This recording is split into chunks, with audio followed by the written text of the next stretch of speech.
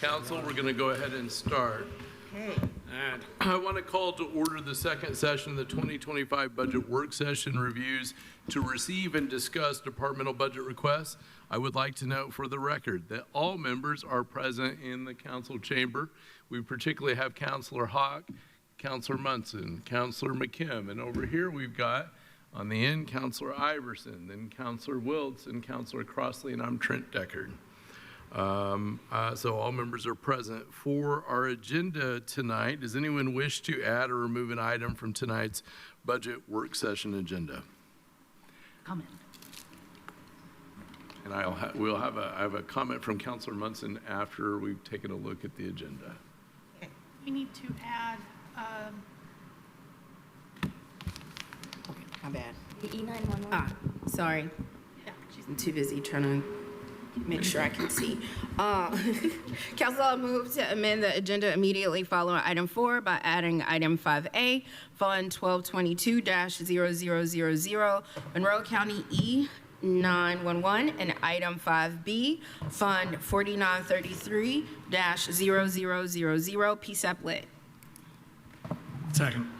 All right, we've got a motion, a second. This was noted at the end of the night last night about adding this in Yes. here. Any discussion on this item? All right, if there is no discussion, we'll go to a roll call or a voice vote. All those in favor signify by saying aye. Aye. Any opposed? All right, note that the ayes carried it. I do want to recognize Councilor Munson for an announcement that's important to an ongoing thing in the community. Hello, Monroe County. I want to call to your attention the Lake Monroe Day. It's our 3rd annual, and this is going to be a fun-filled day on September 15th. The event is being held at the Fields from 5 to 8 p.m., but before that, there are multiple events that the public is interested in, a number of different tours of the drinking water treatment plant out at Lake Monroe, a pontoon boat ride you might want to sign up for. There's a hike with the Sierra Club on Trail 19. It's not really too rough, but these Sierra Club hikes are special because you get wonderful information. There is, in addition, a shoreline cleanup on several days, and the public really likes this cleaning up our lake. We wonder why there's so much trash out there, but it's keeping our volunteers engaged and busy. And it's just amazing what you see that people leave behind. In addition, there is a paddle from the Pine Grove ramp, and this is also a guided tour paddle. So if you're interested in any of these, go to the Friends of Lake Monroe website, or also check them out on Facebook. And I'll tell you, the 5 to 8 p.m. Event for Lake Monroe Day at the Fields has a band, one of the local favorites, Busman's Holiday. We hope you'll think about coming out and enjoying the celebration of our only drinking water source and the economic driver for so much in our community. Thank you. Yeah. Thank you very much, Councilor Munson. We wanted to make sure that announcement got out there to folks. Our lake is vital to us. Sometimes it gets lost in the shuffle that it'll always be there. It wasn't always there, and we want to make sure it's okay. All right, let's move on. I want to just offer some remarks. We do this at the beginning of the meeting so that folks kind of know where we're at. This is our second night of these budget reviews. If you watched this yesterday, you know that we had considerable discussion with a number of items, and will continue to tonight. So I do want to welcome everyone that is either watching this or will view it on a recording later, or even segments and highlights. I'd like to remind council members and the public that during these sessions, we will review and discuss departmental budgets presented. This will not be the final approval of the 2025 Monroe County annual budget, nor is it the formal budget hearing. The public hearing is scheduled for Tuesday, October 8th at 5 p.m. That's Tuesday, October 8th at 5 p.m. And the budget final adoption will occur on Monday, October 28th at 5 p.m. The public can make comment regarding a budget during those meetings. So if you're seeing something, hearing something, and you wish to comment, that is certainly your time. As we begin, a department will be invited to join us to present their budget. As a reminder, departments have been allotted an amount of time for their budget review. This is based on a time from the previous year. It's also an effort to keep this council moving and on session. One of the things we typically have prided ourselves on is trying to keep meetings efficient and short to an effective way while still doing the public's business and public vetting, and this is an effort to keep us with that. The times tonight were based on previous years. We've had a little deviation at times over that, but largely it's guided as well. Council can always extend that time as needed, but again, it gives us guidance on where we need to go. We do need to be mindful, counselors, I will say, of the time, not only of what we're reviewing and its importance, but also the fact that we've got a lot of folks either watching out there, we've got folks waiting out there that are elected officials or department heads. We want to be respectful to that. If a non-budget topic requires further dialogue, I'll ask our council staff members to reach out to the department head to schedule a discussion at the next available council meeting. I think even I deviated from that last night. I'll try to keep that more in line this evening.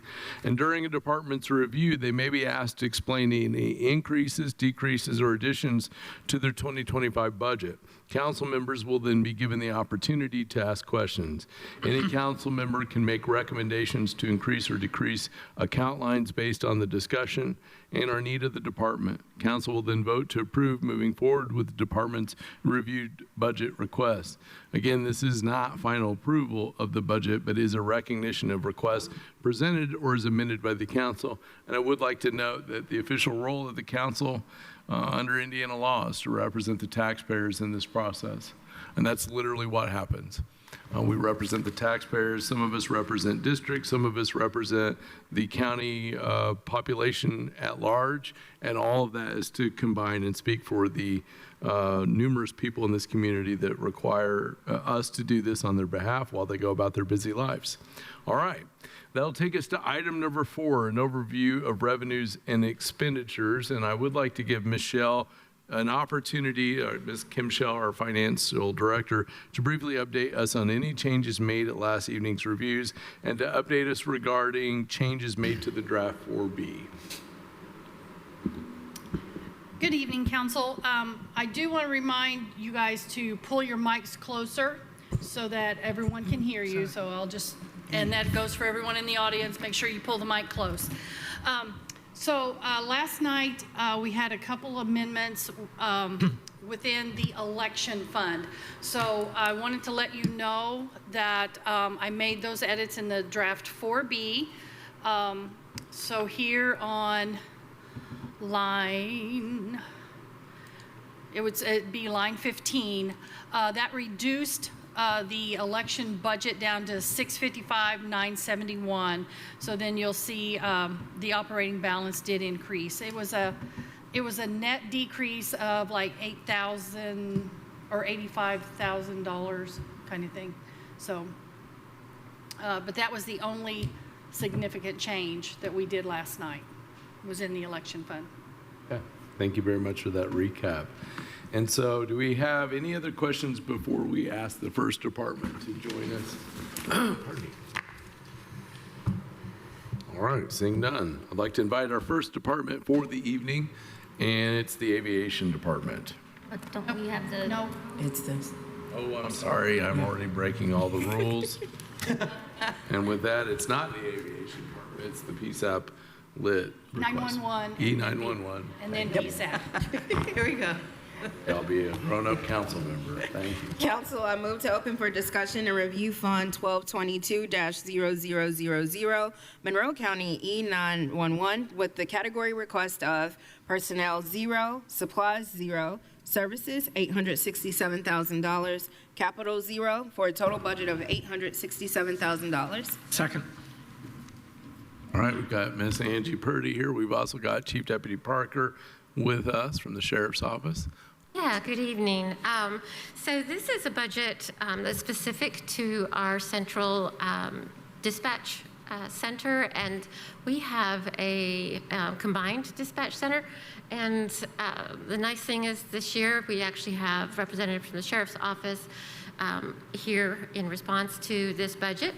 I do want to tell you that, so these funds can only be used for dispatch purposes, and this is the same budget as what they had requested last year, or well, actually for this year, so 2024's budget. And what I also want to tell you is they actually, because when I submitted this, I did it at the same level as this year because I couldn't find their document, but we could reduce it, if you like, in the contractual line, as they don't anticipate needing that much. It's kind of 6 of one, half a dozen of another.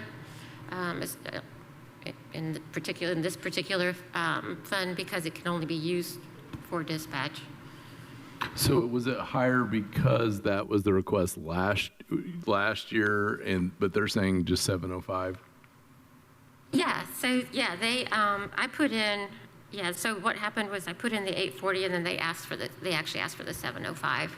Okay. So the 840 is what is currently budgeted. Council, I move we reduce line 30006 contractual to 710,000. Second. We've got an amendment. Is that okay? We got an amendment here on this. Any further discussion on the amendment? All right, we'll go to a voice vote on this. All those in favor signify by saying aye. Aye. Any opposition? Motion carries unanimous. All right. Okay. You want? Do you want, so if, just to help you understand what this is used for, I spoke with the dispatch director, manager, oh, here it is. And what they're using is, this is the second year for the Spillman, actually Motorola contract, and which is, she said, indicates it's actually less expensive than the first year. And this covers all contracts for dispatch, which is Motorola, recording software, protocol software, she indicates 3 disciplines. Their AT&T contract, which is the one I'm familiar with them using, their AT&T fiber and dedicated line, and their ERS locution contract. Oh, and they also have their IDAX connection coming out of there. So that's what's being supported by this line. Let's go to questions from council. Is that what you're looking for now? Or? Yeah. Okay. Counselors, what questions do you have? Counselor Iverson. I see a member of our sheriff's department here, and I was wondering how is the E911 service working with our merit deputies and our road deputies? We have, I'm a member of that dispatch policy board, so I meet with them once a month, and we have a really good line of communication with the dispatch center. There are many times I talk directly with Chief Diekoff. Our field operations captain probably has more communication with with Scott Oldham and those the command staff over there.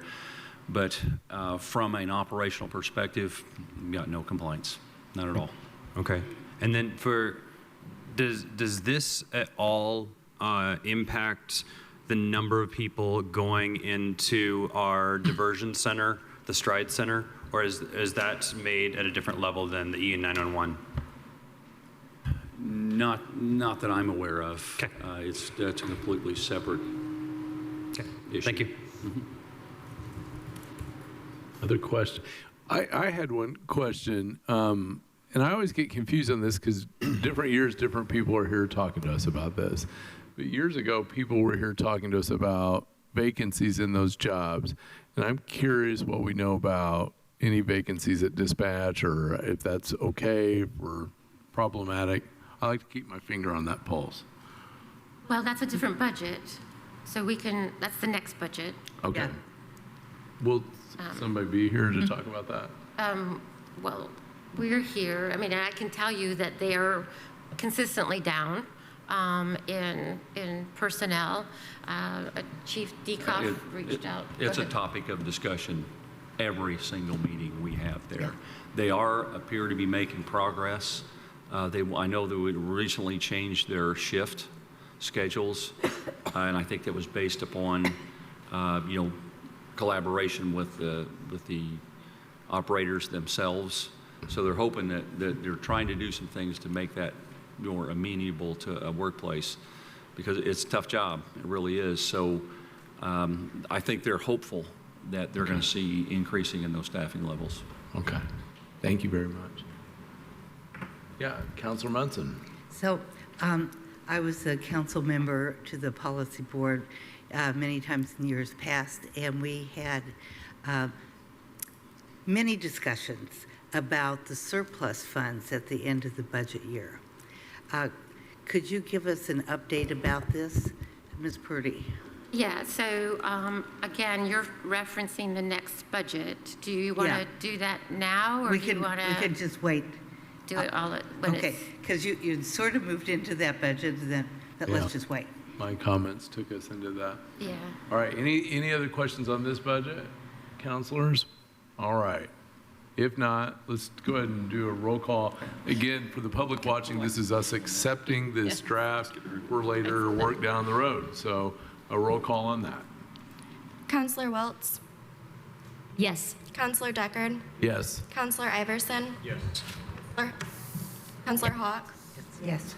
Counselor McKim? Yes. Counselor Crossley? Yes. Counselor Munson? Yes. Motion passed unanimous. All right. That'll take us to the second item, B. Council, I move to open for discussion and review Fund 4933-PSEPLIT with a category request of personnel 0, supplies 0, services $2,585,000, capital 0, for a total budget of $2,585,000. Second. Purdy. Okay, so this is the budget actually that provides for the general personnel, some of the housekeeping supplies, things of that nature for our dispatch center. And due to the high reserves that are experienced by both the city and the county, they have agreed to this flat rate, so no increase in their rate. And their ultimate budget, which I don't have in front of me, they budget for much more. However, they have never expended all of their budget. And they haven't, and it's due to personnel issues. They've been down 13 dispatchers. I'm not sure what the current situation is, but I do know that that is just a constant battle, and I believe it's a battle across the nation. I don't think it's something that's just here in Monroe County, but it may be worse here. I don't know. I can't speak to that. But so it's a flat, they didn't increase the rate, and in regards to the reserves that Monroe County's holding, we currently will have, we've got like, okay, so let's see here. We carry forward at 1.7. We have already brought, so we've got almost 2 million in reserves. Might be more, a little bit more than 2 million, if I did the math. And I can't speak to the city, but the last time I spoke with them, they had about 1 million in reserves. All right, questions from council. I got Counselor Wiltz. So I am the council person who attends the dispatch policy board meetings, so I was just looking at my notes. And I think what I wrote down, if I can read my own writing, is that the staffing budget includes a 5% increase for staff. Is that, and that was dependent then on something the city was doing. Is that correct? Could you elaborate or clarify my thoughts. Sure, yeah. So they generally, when they submit this budget to us, that we look at it and then it goes to the policy board, they generally include a 5% increase for personnel. And then I believe this year they were also adding personnel, which was a question that we had because they add personnel, but yet they have not been able to fill the vacant. So it's just a constant, balloon that's just never getting inflated, I guess, that kind of situation. So I can talk more about that, but it's not really necessary. So I guess what I'm saying is, it looks like a minimum 5% COLA for dispatch. Is my Employees, understanding, okay. and that's dependent on the city, so Okay. All right. they will 'Cause the it's- ones who will actually determine what they're Okay. getting. So the city COLA will become whatever Yeah. this is. Which I think they've said 3%, right? Is that the number that they've? I thought I heard It that. said that the city's, my chicken scratch says that the city is doing a salary study that They are. will likely increase by that amount. They're doing like a job reclassification. Across the whole thing, okay. Correct. Okay. So maybe it's been updated to 3% is predicted still, or? Or maybe this is more than just COLA. Maybe this is increases taking effect, taking into adjustment. account the Crow study that they. Sure. I also just think it's speculating. just their way of trying to get a budget together, Sure. you know, to at least have presented and kind of go from there. Okay. Thank you. Anything else, Counselor Wiltz? Okay, I next saw Counselor McKim, then I'll go to Munson. Actually, I think Munson was first. Go Okay. ahead. So I hope all of you might recall that the surplus funds, at least those in the county, but I think also the city, that are carried over year to year, are thought of as sort of a revenue building fund to replace equipment when that needs to be replaced. So we don't have as huge a hit for incredibly expensive equipment. And I don't have any more information about that, but maybe Counselor Wiltz does, or Ms. Purdy might. I can say that the last few conversations that we've had with Chief Dekoff and staff is that we're actually doing really well with being able to maintain and upgrade the equipment as necessary. You know, if as per the interlocal, if the PSAP is unable to fund the dispatch center, then each governmental entity is expected to pay, you know, half of the additional fees. So at this point in time, there are sufficient reserves that there's no intention to ever have to reach out to the government entities to fill that void, because that was something that was happening long before this local income tax was put into place. So it's been, I think, very beneficial. I know that one of our meetings there at the policy board, we went through a pretty lengthy discussion about the long-range plan for that equipment, because you know they have obviously the purchase dates, the warranty dates, and then a long-range plan for when they realize that equipment will be at the end of life. So we've planned that out for several years in the future, and I know that those reserve funds are an integral part of that planning process for the long-term, you know, well-being of that equipment, and it's staggered so that, you know, everything doesn't happen at once. So I don't know if that helps or not, but No, I think it's good for the public to know this, so thank you. yes. Counselor McKim. Yeah. So I believe, Ms. Purdy, you said at the beginning that that there was a surplus on our side of about $2 million. Does that mean, from the staff table's perspective, that there's reserves in 4933 of at That's what least I'm $2 looking million? That's essentially what we're talking about. That's what I'm looking at, yeah. Okay, all right. Yeah. And so, and So we're appropriating, or we're being asked to appropriate 2.585 million, but the tax is actually going to bring in 2.781 million.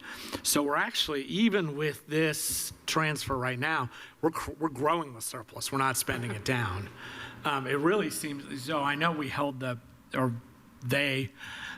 the Income Tax Council held the PSAP lit rate constant this year. They probably should take it down next year. There was some conversation, if I may, about that, but they are doing the study on their salaries, so there was a reticence to really change that at this time until they have an answer on the salary studies. Okay. Well, hopefully that's where by that the came- time we, not me, but y'all do this next year, there might be an opportunity to take that rate down, which just means more in the PS lit for everyone else.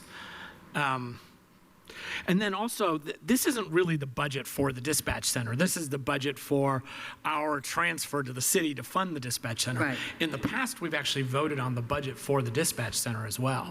Is that still Yeah, that planned for that this? I need clarification on. Michelle, I don't know if we have that in the run-up to events. Councilor McKim is asking, voting on the budget of the actual dispatch center, which is, I think, where I'm getting confused. Right, exactly. Yeah. We in the past have voted along with the city council on the Yes. dispatch center budget, in addition to the interlocal that funds the dispatch center. Those are two separate budgets. I think that's why I'm. Yes, I have sent an email out to the dispatch person and Chief Dekoff, seeing if they could attend the September 27th meeting, but I have not heard back from them. So- Okay, so you got it on your radar, though, Yeah. that we'd actually vote for that. Because that is where, Councilor Deckard is thinking, where we Yeah. actually ask detailed questions should have about the waited. budget. So this is voting on the fund that funds that. Appropriation. That's voting on their actual day-to-day We budget. basically send the city a check for $2,585,000, and then, but yeah, we're not, right, we don't have the visibility in this budget into the details of how it's spent. All right, thank you. And thanks for everyone's patience on figuring that out. Councilor Hawk. Yes. When we received the supplemental, how much of that, did we send any of that to dispatch, or did we hold it back? Because really, all we are required to send to them, even if we get in more money than what has been contracted for, we don't send them that portion that's more than we contract for. We save that back into the reserves. So I would think the supplemental might also be held back in the reserves. Is that the case? That is correct. Yeah. So today, we're doing the appropriation for the interlocal of the lit income that will come in. So that's the $2,585,000. And that's all they will get. And it's dispersed to them monthly as the income is received by the auditor. And then anything in addition to that just stays in this bucket. Okay. Other questions or comments? Right. Seeing none, no more on that one, we will go to a roll call on accepting this. Counselor Munson, Yes. Counselor Crossley, Yes. Counselor McKim, Yes. Counselor Hawk, Yes. Counselor Iverson, Yes. Counselor Deckard, Yes. Counselor Welts. Motion passed unanimous. All right. And so that will conclude the budget review for Monroe County Central Dispatch at this point. There'll be more to come. All right, thank you so much. We'll next move on to item 5, aviation.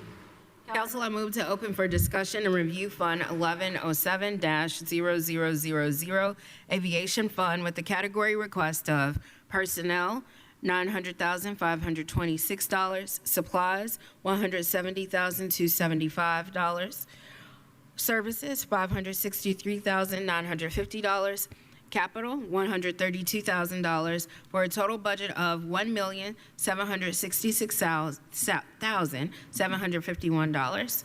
Second. All right, thank you very much. We want to welcome our aviation director, Carlos Laverty, here. Welcome back. Hi, good evening. I bring to you a nice here budget. We're doing our best at the Monroe County Airport to leverage that beautiful piece of infrastructure to its highest and best use for Monroe County.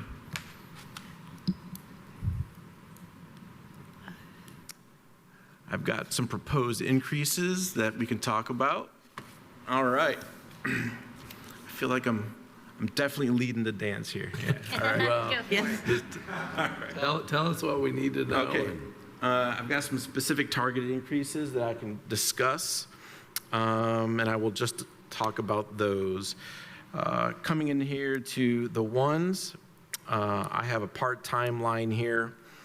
I'm proposing $40,000 in part-time.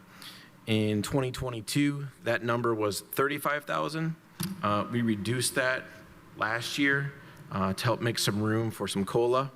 I would like to get us back to where we are. We rely heavily on part-time at the airport, particularly in mowing season. We have quite a lot of grass to mow,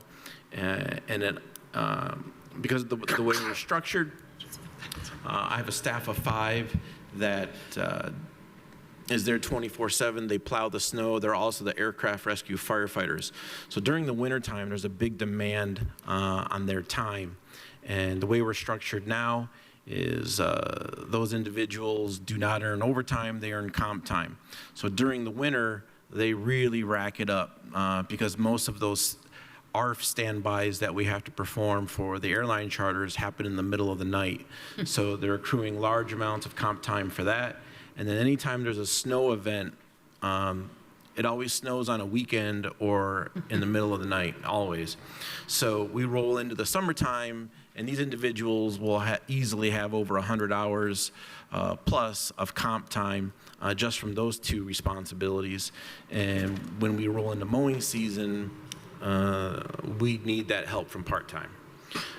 So that's the big reasoning for that request. Rolling down to the secretary line, I'm proposing that we take our 35-hour full-time secretary to 40 hours.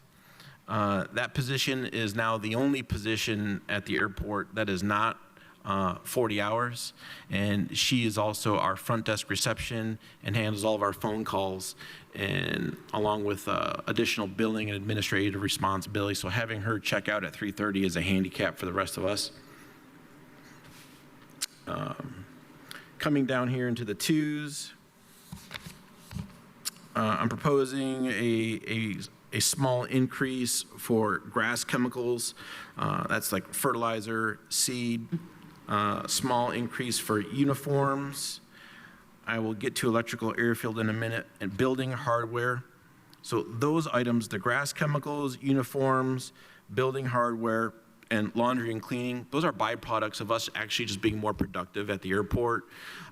Things have really kind of been humming along for us. We had a new addition to the airport leadership team about 1.5 years ago.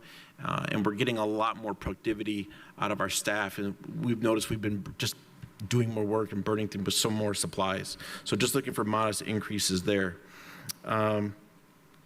In the electrical airfield line, I'm proposing we go from $14,450 to $20,000.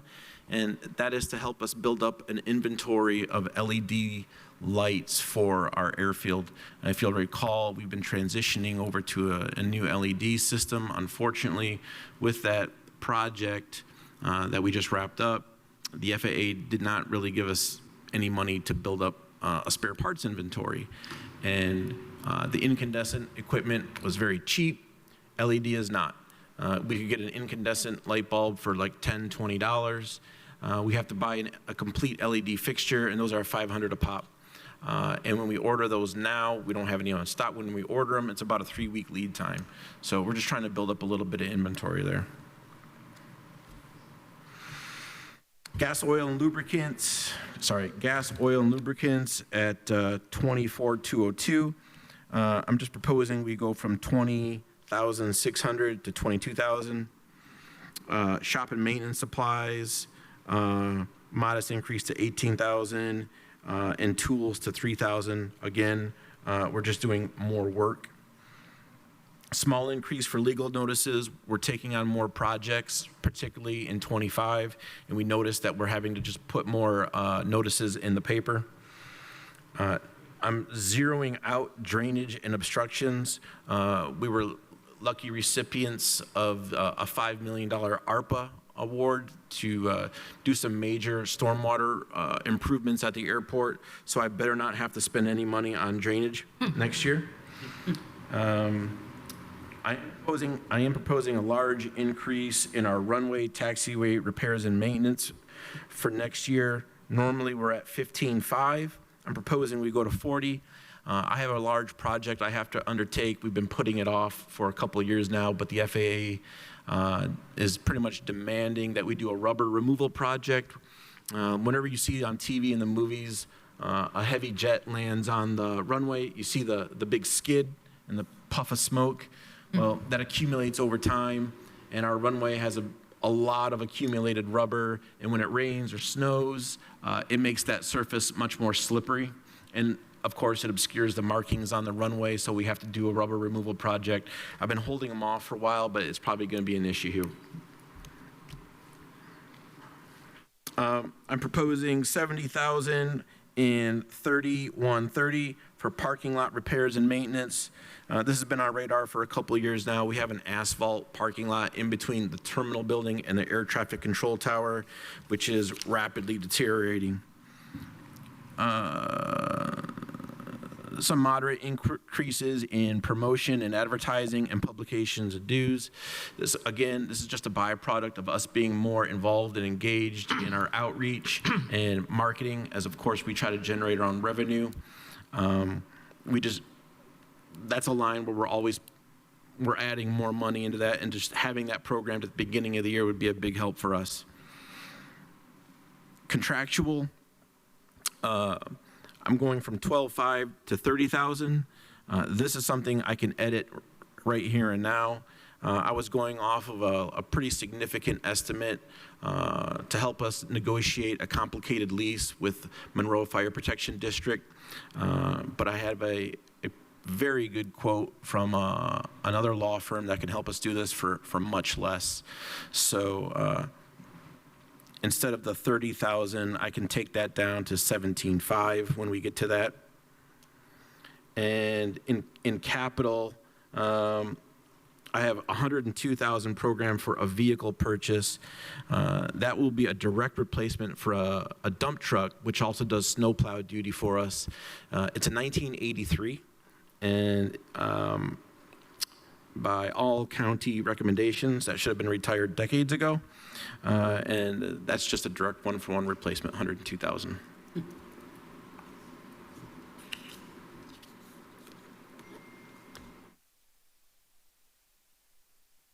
All right. Let's go to council questions, if you're good. Councilor McKim. Yeah, actually, I'd just make one quick comment and then a couple of reduction proposals here. You remember the parking lot repair and maintenance. We'll remember that we've been hearing about that for a couple of years, and we've convinced them to put this off for a couple of years. So I definitely appreciate that, but I understand that at some point the work actually has to get done. Council, I move we amend lines 3006 contractual to 17,500 and amend lines 4002, 40100, 40120, and 40130 and 40150 to 0. Second. There's a motion and a second on that discussion on the proposal, or the proposed amendment to what's been offered. Councilor Iverson. For those of us that cannot write quickly, which are any of the fours excluded from the motion? Just the vehicle purchase. I basically zeroed out everything but the dump truck that Mr. Laverty. Excellent. And I did call him before. I'm not springing this on him. We did talk What are you talking about? How's this happen? All right, Councilor Iverson. On that dump truck, it is wild that that is still in our inventory. 1983? 1983. We've got more coming too. We'll be back next year. I expect nothing less. I hazard to mention, but that's as old as I am. That's an old dump truck. You're old. It's younger than some of us, though. Yeah, I was gonna say. Now we're all thinking about that. We're not Yeah, going there. we did a 15-year outlook for all of our heavy equipment, and to get us up to date per county guidelines on vehicle equipment life, we should be spending in 2025. We should be spending over $300,000 just to get us current. And then once we get to that point, we estimate we would still require approximately $100,000 in capital every year at that point from then on to remain current. for just fleet? Just for our heavy equipment, our fleet, yep. Heavy equipment, of course, yeah, pickup trucks, though, the entire fleet. And the airport has never done that, yeah. And so we end up spending so much more time on maintenance and downtime, and we want to get right, but it's going to be an adjustment to get us there. And it'll be a process. And I mean, we do see aviation in the GO bond proposals now, so that's Which is new. That's a newer thing. Yeah. Probably should have been a long time thing, yes. So one of the things that I'm really excited about that's happening in the airport is that you're going through a strategic planning process. Do we see that anywhere in this budget here? No, you don't. That's the master plan process you're referring to is mostly funded by the FAA. We were pretty fortunate to get that approved, so we don't have to support that with our operating budget. That's great. Yeah, I'm really looking forward to that, and that's gonna yield some fruit for us for years to come, for sure. And hopefully more FAA dollars. Yes. Yeah. Make it rain. We do need to vote on the underlying amendment, just to make sure we don't forget that. Any other discussion on that? Sorry. All right, let's do that. All those in favor of that amendment as read, signify by saying aye. Aye. Any opposed? All right, that's an amended motion. Now back to the underlying budget. Other questions or comments from councilors? We're good? Okay.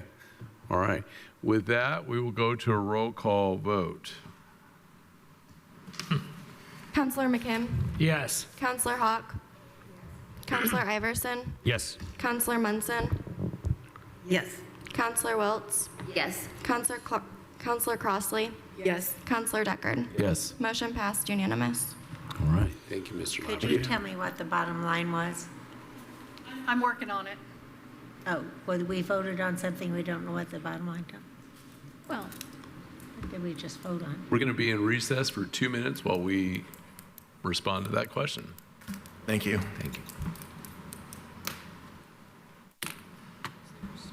We are back from our recess while staff figured out some things that we needed to proceed. Michelle. the new bottom line for the entire fund for aviation is $1,724,251. Yeah. All right. That completes the aviation department's request. We'll move on to the recorder. Council, I move to open for discussion and review Fund 1000-0004, General Fund Recorder, with a category request of personnel, $402,083, supplies, 0, services, 0, capital, 0, for a total budget of $402,083. Second. All right. We want to welcome Amy Swain, our recorder. It's good to see you. Good to see all of you as well. All right. We'll welcome you to make any comments on this that help you to explain it to us. So there's not really a big change on the general fund other than to restore the one full-time position back into county general from the perpetuation fund. We moved it last year as our part to help push through the 8.5% COLA increase. As a result, that does slightly affect in self-insurance, FICA, and PERF. Other than that, everything is the same with the exception of 10151. We did have change of personnel, so that drops back down to a new hire or a one-year salary amount. So that amount is actually less than the previous year, than this year. And that's really all on the county general fund. On the contractual fund, there's no change at all. This is identity security protection, so when we redact. We haven't moved to that one yet. I'm sorry, we're still on the first one. okay. Thank you. We're still on general fund. Okay. All right, let's see what we've got. Questions or comments from that? And I see Counselor Wills. Yes, so I'm not sure if I should wait to ask this question because it's about the perpetuation fund and the moving of the salary. And we did the split last year. Is it necessary to move the salary all the way back in for this year? I'm just restoring it to what it was in previous years. Is there a problem, like balance-wise in the other fund? No. Okay. And revenue-wise, it could support it if we needed to do that again? That's up for discussion, sure. Okay. Other questions or comments? I saw Counselor McKim. Yeah, actually, mine is essentially the same question. What is the balance of the perpetuation fund? I don't know the exact amount right now. I wasn't prepared to give that. Oh, actually, the auditor sounds like she's. The auditor may have it. Yeah, I have that for you. It's $1,586,358. Okay, so it's very, very, very healthy. Okay. And appreciate last year your work with us in doing that, which Was glad to do so. thank you. Other questions or comments? I have a question that this may be one of those I ask a dumb question, you all tell me. I know they're at zero, but why are there voter registration clerk lines in that budget? And this Okay. may not be for the recorder even at all. No, what happened when we, and I say we, when the council approved the new setup for the job descriptions with WIS, it changed titles. And so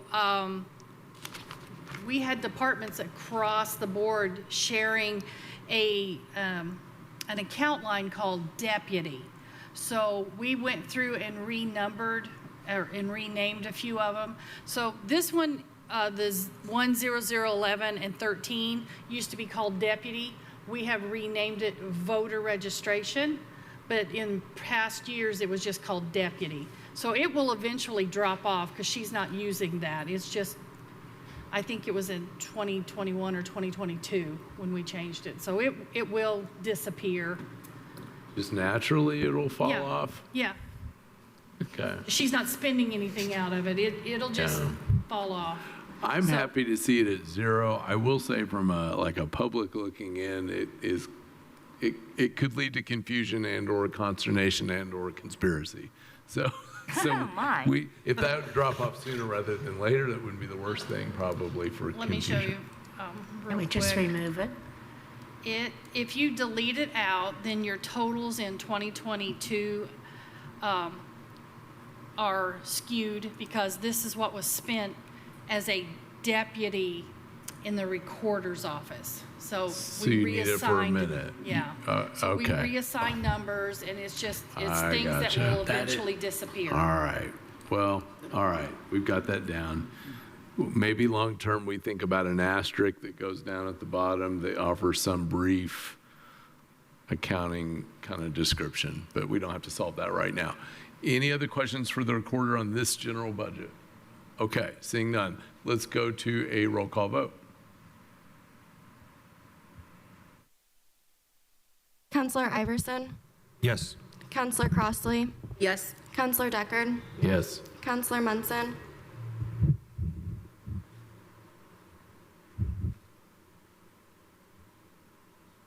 Counselor Munson, Yes. Counselor Sorry. McKim, Yes. Counselor Hawk, I didn't hear. Pass. Counselor Wiltz? Yes. Motion passes 6-0 to 1 abstain. All right. Let's now, help me remember, we had B.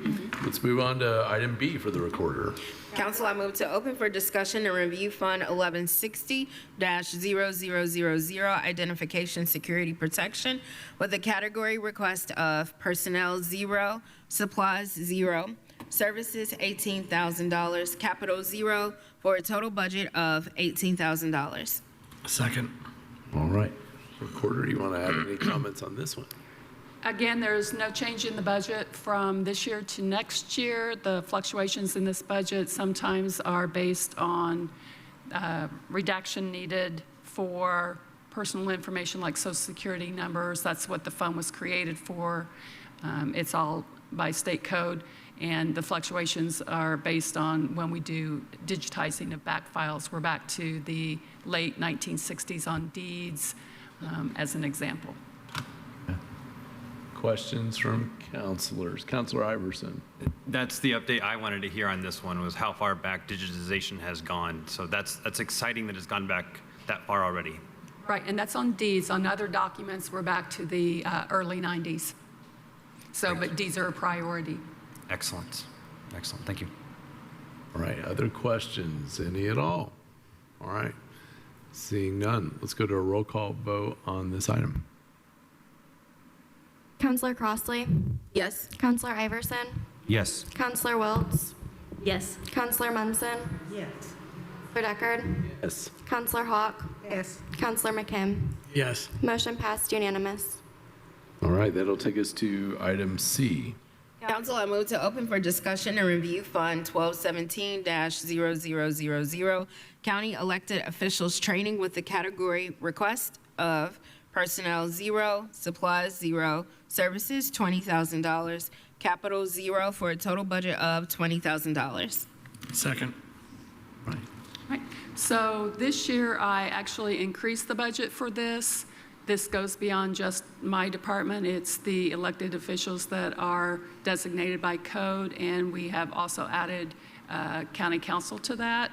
And so that was the reason for the $2,000 increase for this year, based on current expenditures with the Association of Indiana Counties training coming up this fall for a state called meeting. We are on target to stay within that $20,000. If there is any discussion or any request for additional from that, I'm open to that. The reserve is such that we could sustain that, but it looks like we're good for this year, and so I budgeted flat for next year. All right. Let's go to questions, comments from counselors. Not seeing any on that. Good. All right. We'll go to a roll call vote on this item. Counselor McKim? Yes. Counselor Deckard? Yes. Counselor Munson? Yes. Counselor Crossley? Yes. Counselor Hawk? Yes. Counselor Iverson? Yes. Counselor Wiltz? Yes. Motion passed unanimous. Okay. That, I believe, is the last item for the recorder. Thank you so much. Thank you all. Have a good night. Let's move on to item number 7, and this is a review of the Sheriff's Office budget requests. Council, I move to open for discussion and review Fund 1000-0005, General Fund, Sheriff, with the category request of Personnel, $6,217,554, and the Supplies, $335,700, Services, $279,520, Capital 0, for a total budget of $6,832,774. Second. All right. We want to welcome Sheriff Marte. Good to see you. Chief Deputy Parker and Ms. Johnke back to the council here, and we'll turn it over to you. Any comments you want to make on this budget request? Yes, thank you. Before I turn the table over to the Chief and Jamie, about a year, it's been now about a year and 8 months since we took over. And I have to say, I want to personally thank the council for the actual budget that was provided to us, because we couldn't have done a lot of the things that we have accomplished without the support of the council. And that's, as I was thinking this through, this morning when we were going over the budget. One of the things is that for the merit side and also the people that work the front office, without the equipment that's provided to them, they couldn't do public service. Without being properly trained, they couldn't be out there protecting us as well. So that's very crucial for us that they receive the very best that they can to do the very best job that they know that we could do. But again, that could not have been possible without the support of the council, so I thank you for that. The team has gotten together and worked really hard to propose to you what they put together. We know you have questions of us, so we'll try to answer all the questions that we can for you. That being said.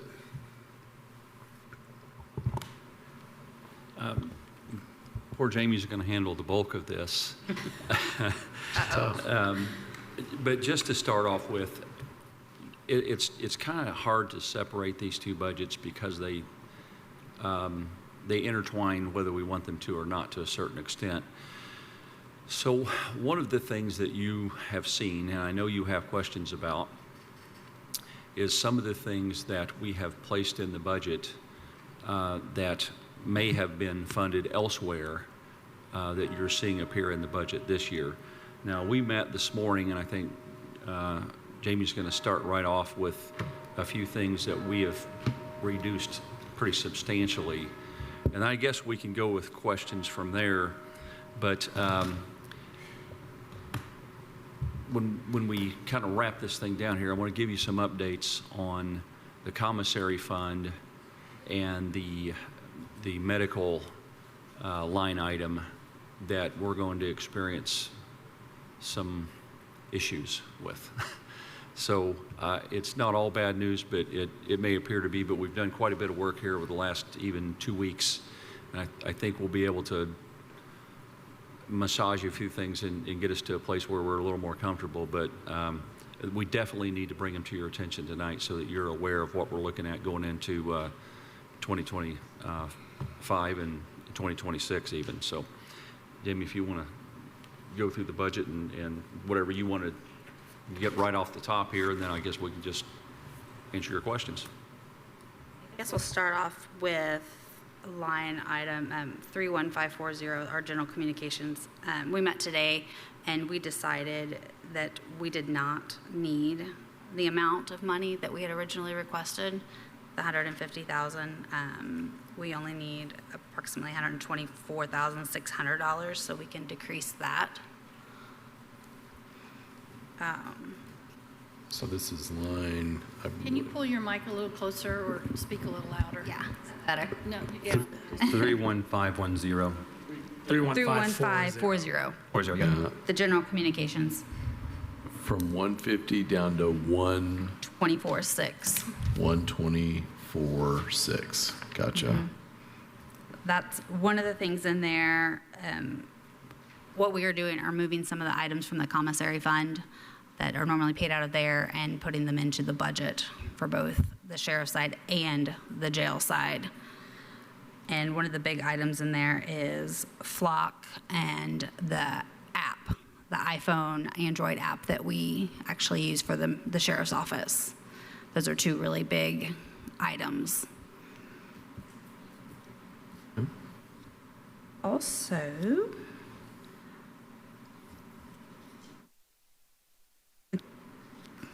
what do we got here? That's the only really big one from the general fund for us that we're going to decrease. The other one is in the PS Lit fund. Okay. Gotcha. All right. So, council, unless no one else wants to make this motion, I can offer that. But before I do, I just want to make sure there's no other.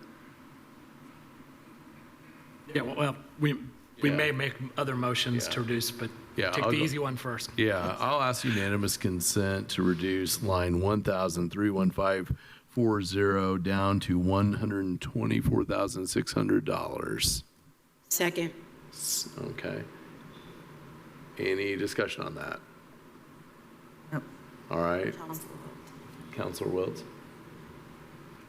Down to, I'm just reading, sorry, I'm trying to Yeah. catch up. Down to 124, got it. Yeah, Thank down, you. it was at 150 down Yep. to 124,600. All right. Any objections to that unanimous consent? I'll just offer that. If none, so ordered. Okay, so that one is down. Thank you. All right, so now we can go to, you all are good with questions or comments on this budget? All right, let's see what we got. Counselor McKim. Yeah, on deputies overtime, $100,000. That's still, I know it says unforeseen events. I wonder if that's maybe higher than it needs to be. What do you think? We've already spent $110,000 so far this year in overtime, just from the two major events that we've already had. So that's why we upped it just a little bit more, just in case we do have some more protests or anything that's like that. So going that on. what you're referring to is the IU protests. IU okay. protests, yeah, Dunn Meadow or anything else going on, yes. We should foot the bill to IU. Right? I think those are events now. Yeah, true. Well, we did have the eclipse in there, and I know it fizzled out, but, the manpower was still allocated, because, when we got up that morning, we didn't know what was going to happen, so that one took a pretty good chunk, too, to be honest with you. And honestly, the minute you don't do that, it'd be the greatest case study in every intro to criminology. You are correct. We don't want that. We don't want that. Rather have this kind.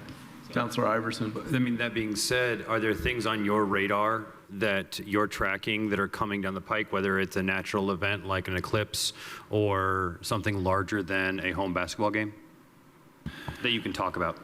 Well, not in particular. Let's see, how do I do this?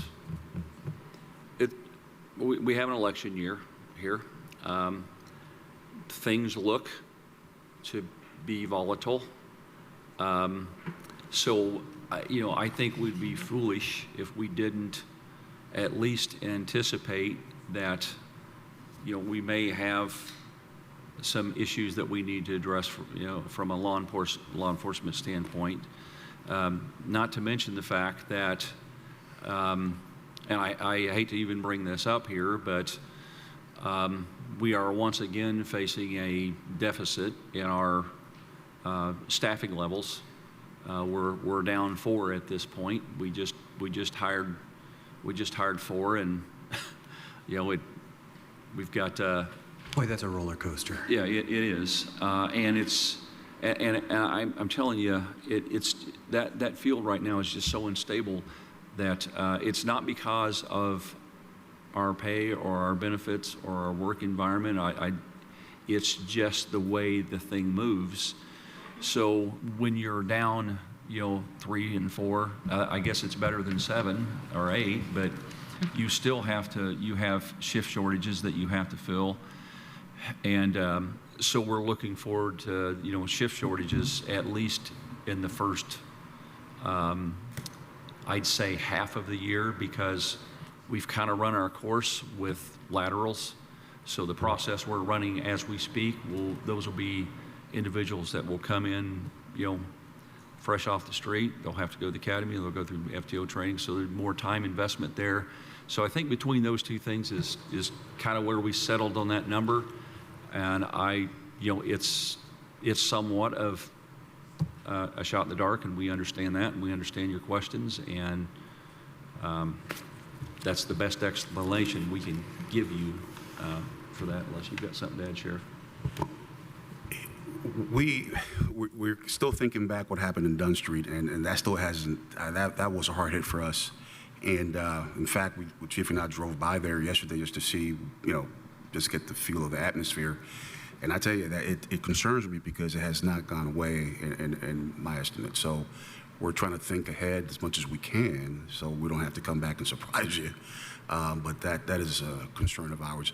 And at the same time, like the Chief said, it's kind of very hard for us in our line of work to predict when there's going to be an emergency. I mean, if the weather goes awry like it has before and we had to be out there, it's very difficult for us to kind of really have a crystal ball and tell you.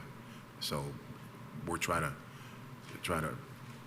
think ahead of the game as much as we can. Counselor Wiltz. Regarding that same line, the far column on what we're seeing is the total expended so far this year? Is that, and that's at 58,000. That's as of June 30th. That's not current. Half year. That's Okay, a half a year. Okay, okay. And so since June 30th, that's gone up by $50,000, is what you're saying? So We have to run the numbers July, again. August, in 2 months, we did $50,000 of overtime? I'll pull it up and see where they're at on that I'm one. just trying to understand the numbers.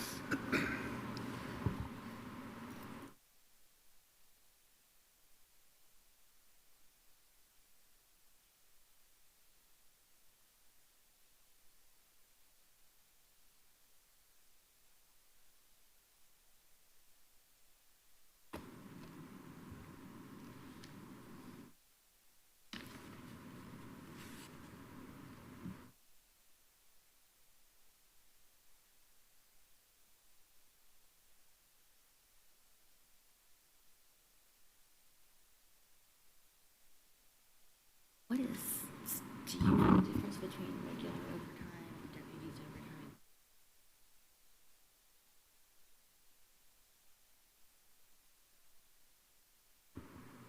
overtime?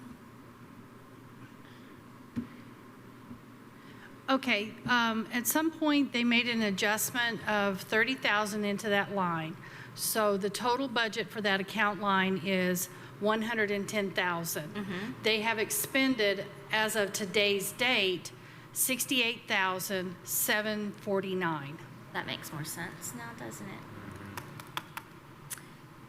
Okay. They have a remaining balance in that account line of 41,250.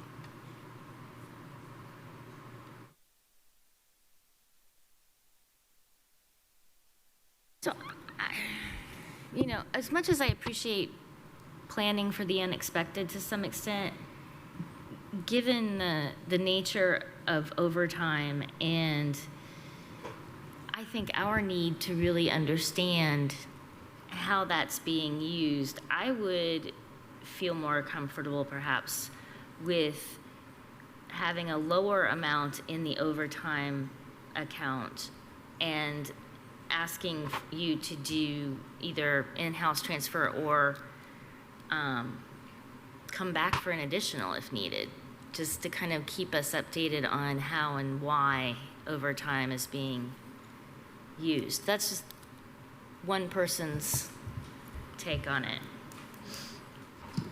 And I'm asking here, I think we expended 102 last year. Is that right, Kim?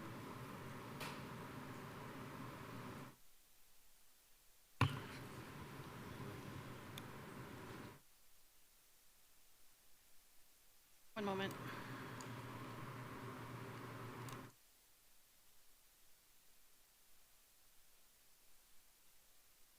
Yes, it was 108 for 2023. Oh, the budget was 108 and you expended 102. All of Your those, budget was 108 and expended 102. which makes sense because So they had such what- So problems. I think what we have on there is 100 for this year. So I guess we budgeted 108, spent 102, so we're trying to stay pretty close to that. So we dropped it down from 2,000 of what we spent last year as our best guess, if that makes sense.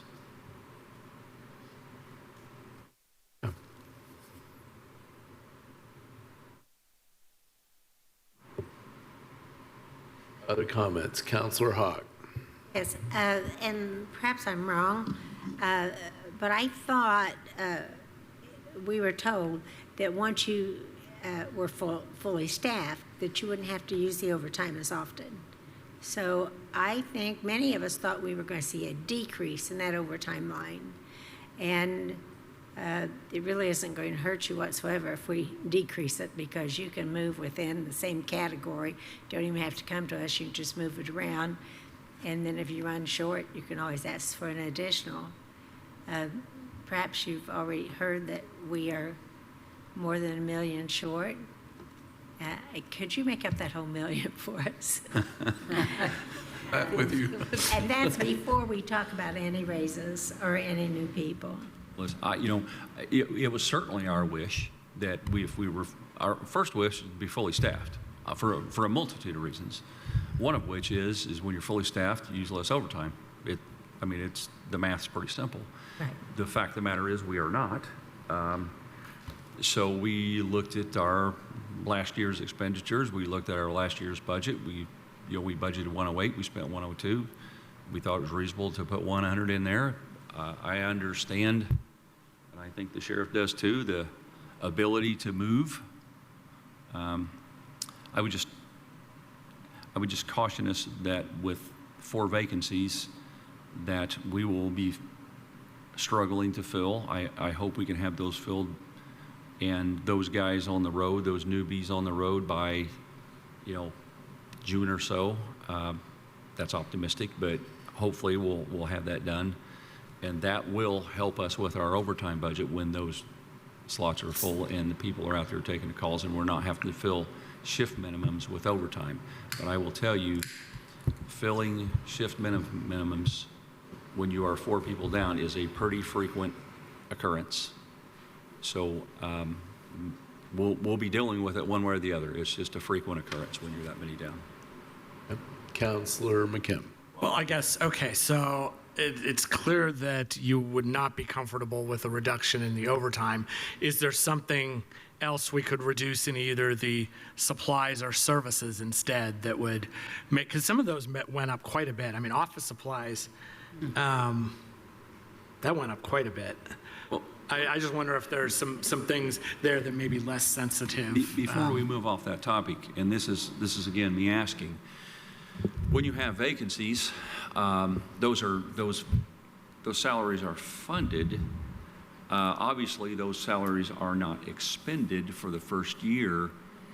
If that money's available, I'm trying to follow what Kate's saying here. If we start running short of overtime, that may be an easy avenue for us to move those monies and use them for overtime, because we're certainly going to have overages in salaries. That's going to happen for a good portion of this year, at least for the first quarter. If we're lucky, like I said, we hope to have them filled by the end of the first quarter. The salaries are going to be encumbered, but they won't be on the road. But that doesn't matter in terms of what we're talking about here. So, is that a better option for us? Yes, because you will accumulate money that can be transferred there if you have any vacancies at all. What would you look to reduce that by, and then we could thereby use those salaries and not. All I want to be is honest with you that we're going to be using overtime. If we've got the funds that we can move from the vacant salary lines, then that's fine with us. Yeah, absolutely. Kate, do you want to Well, make a motion? not knowing what others were expecting, I am agreeing with Councilor Hawk that I was hoping to see a little bit of a decrease. I would suggest maybe decreasing that from 100,000 back down to 80, which was that original from last year, and kind of hope that'll sustain you with the moving around of salary that's not spent. So I move that we do that, reduce it to 80. Second. So we've got a motion and a second and discussion on this proposal. One thing I'll do that I always like about this kind of thing is that we're literally sitting here with the department talking about a vital issue of both vacancies and overtime very tentatively, which I think is time well spent. on this. So I appreciate the fact that anything that extends that into a manageable process. I know that's probably a real bureaucratic way to describe it, but if we got this many eyes on 4 vacancies and overtime, that is good attention to it. Councilor Hawk? Are we having a vote now on the overtime line? Yeah, I'll call the motion. let me make sure no one else had any other comments before we do. Was there anyone else that wished to make a comment on that? Okay, now I will go ahead and ask for a roll call vote. A roll call on the. This is an amendment. Okay. You can. Let's go ahead and do a roll call. Oh, and before she does that, just please note that when we make this adjustment, it's also going to affect the FICA. So we will be adjusting the FICA amount Okay. as well. So. Sounds good. Counselor Munson, Yes. Counselor McKim, Yes. Counselor Iverson, No. Counselor Deckard, Yes. Counselor Crossley, Yes. Counselor Hawk, Yes. Counselor Wiltz. Yes. Amendment passes 6-1. All right, so we've got the amended budget underneath. Other discussion. Councilor McKim. Yes, on the sheriff's pension line. So that has, that looks like it's about $50,000 different, less than in the McCready and Keene study for, I'm curious if that's just because did some of the assumptions change, or does it just get recalculated based on the salaries, or do you have any idea? I mean, less. Well, less than that was in the study. I don't mean reduced from, remember, this includes the new proposal, right, that we heard the detailed presentation on. Yes. Right, and that was based on, That's that, yeah. That's why I'm trying to figure out. right, and that was based on the McCready and Keene study, which recommended for 2025 said that the cost of that plan would be $1,287,008. And I just want to make sure that there's a reason for that having gone down from what was in the study, and that we still are talking about actually funding the proposed pension change. Well, when we had that meeting, what we had proposed to do in that meeting was, I think we all agreed it was a budgetary issue. Yeah. So we were going to submit that request that included as if we had agreed to that amendment. Right. So that's what you're seeing there now. If it's lower than that, that's What they submitted to us. unless you've got something different. I'm just looking at that report that we have been given that night. I mean, maybe it's not a big deal. It's not a large amount difference. It's like $50,000. I just want to make sure if we pass it, we're not underfunding a pension. And are we looking at two separate reports? One is One America, and one is the report that Mr. McKim's looking at? We should all have the same report, so Yeah. I'm kind of confused on that myself, to be honest with the council. All right. So maybe we should take the amount that you're looking at if you're inclined to do it. No, I like the lower amount. So that, After all that. that is in the budget request as we talked about. That's it. Correct. Okay. It is. Councilor Hogg, I saw your hand. Right. If I could get this across, I think we should table this portion of the budget because we discussed that as sort of a pie in the sky kind of a thing at the time, and it was like, well, we're not going to decide anything now. We'll decide all that at budget time. And now it sounds like as if Councilmember McKim thinks this is a reduction, when in fact it's $230,000 more than this year. That's a Wait, I think it's a reduction. Wait, It's what? a decrease in the increase. You thought it was a reduction from what you thought it was going to be. Yes.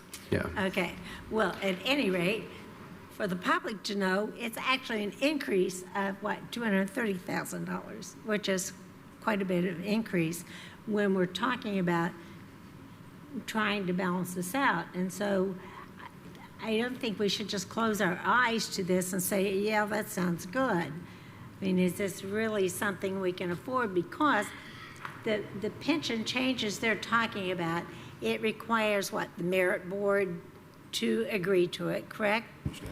The merit board has voted and agreed. We came to the council. I can't hear. We decided it was a budget issue. We all agreed to put it in the budget.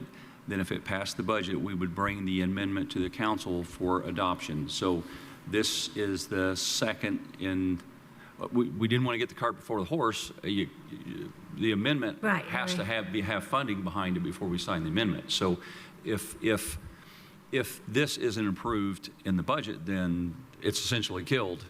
There's no sense of bringing an amendment here without funding to back it up. Right.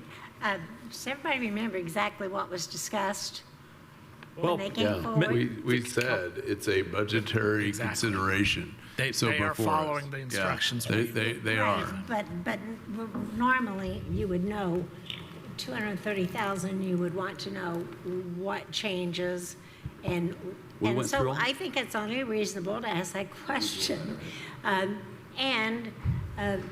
It had to do with early retirement, if I'm remembering correctly, and that we could get more people coming over from other departments if we gave them early retirement out.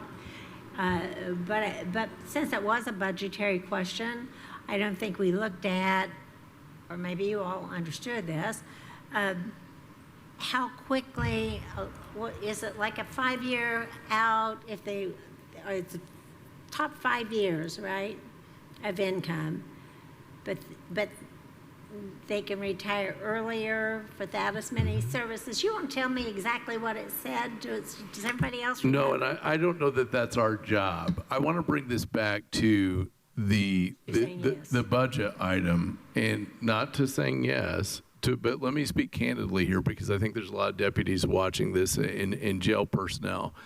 I said at the time, this will be a budget consideration based on all the factors that factor into a budget.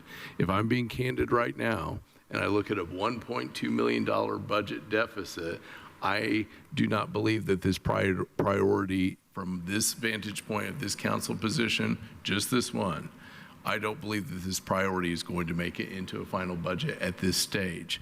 However, what I heard Councilor Hawk say earlier is that there might be a need to table that to see if there are other changes to this budget where it could come in, and that might be a wise course.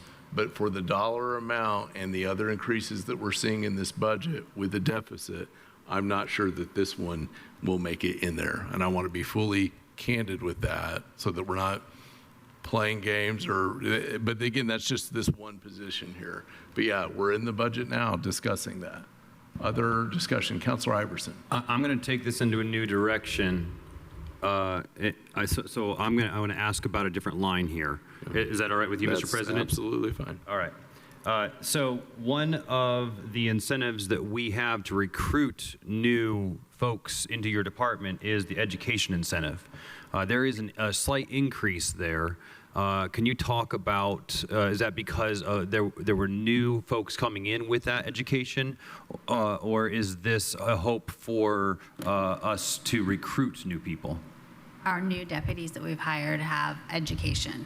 They have, either associates or bachelor degrees or masters. So that's for them to offset the cost for them. And do you think going forward into the next fiscal year that that's going to additionally be helpful to recruit additional individuals? Absolutely.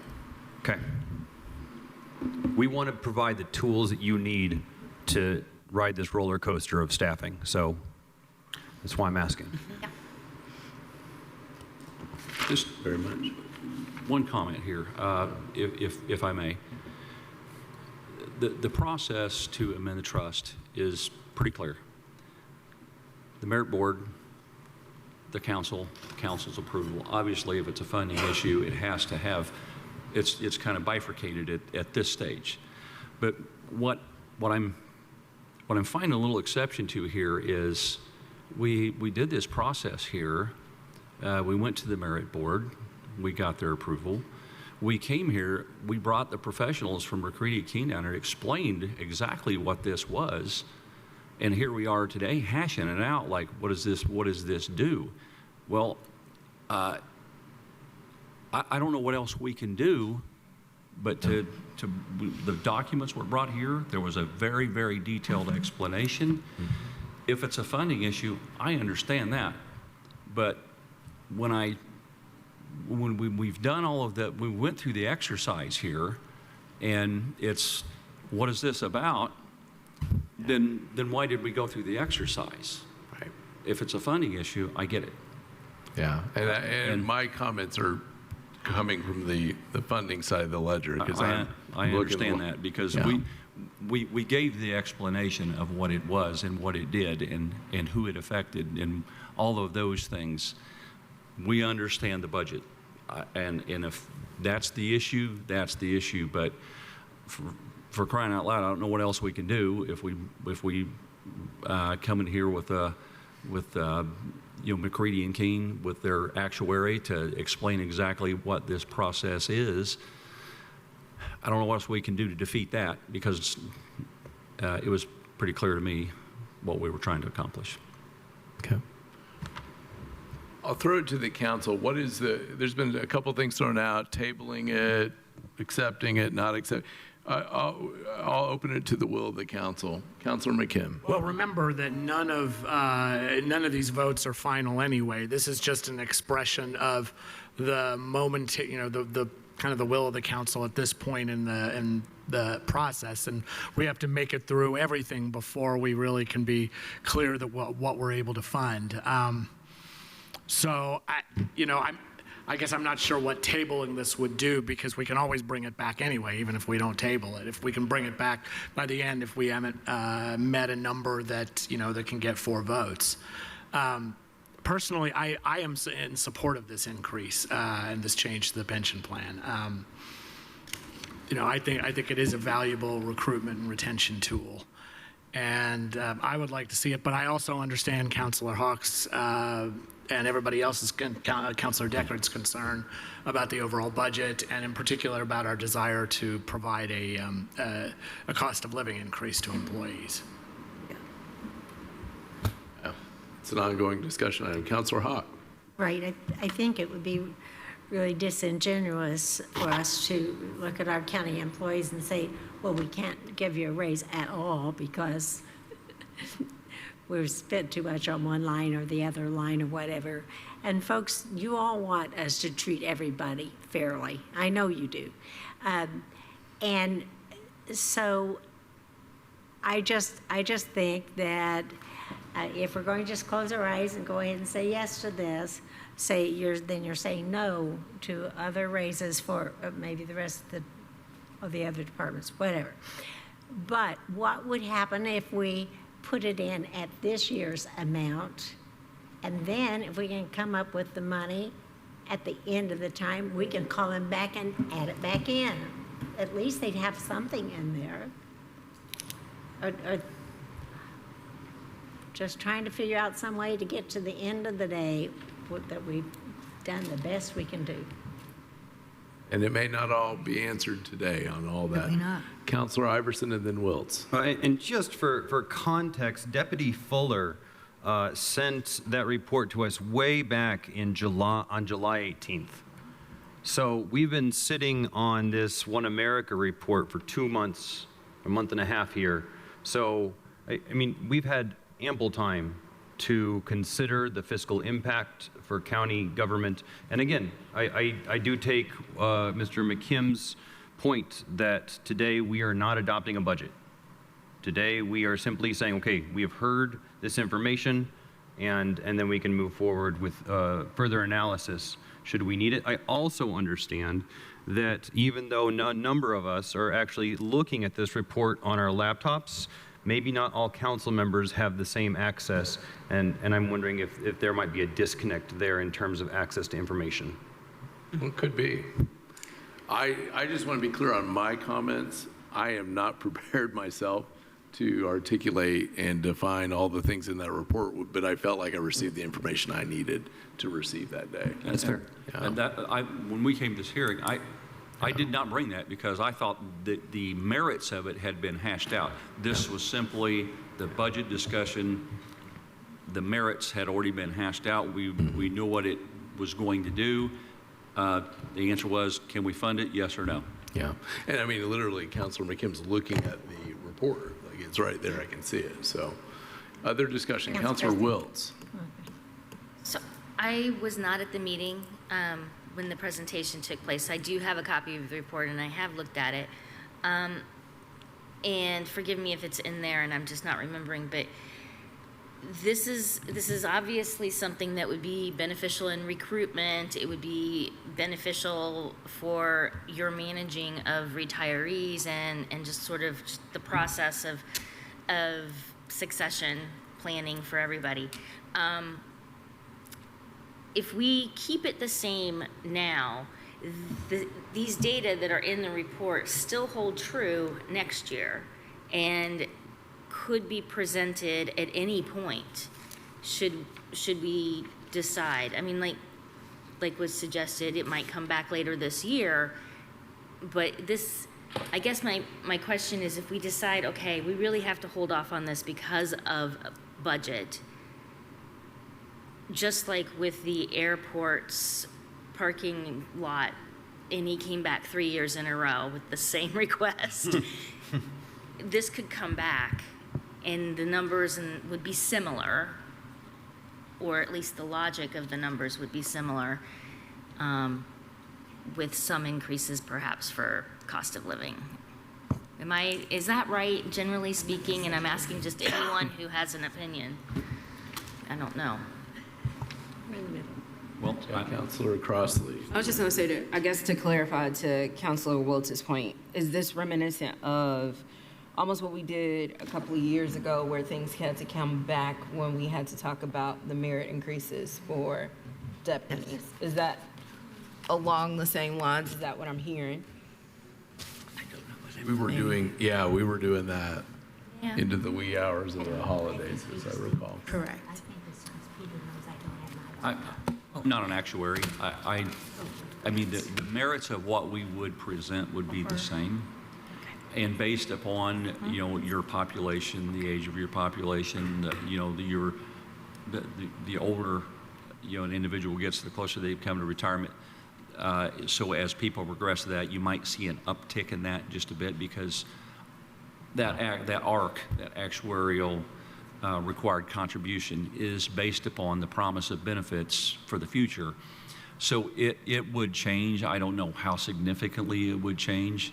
But again, I mean, it's our job to advocate for our officers and what we see for them and their futures and how we can recruit and how we can retain and how long their shelf life is and all of those things. And that's what this is about. But I understand you've got a job to do too.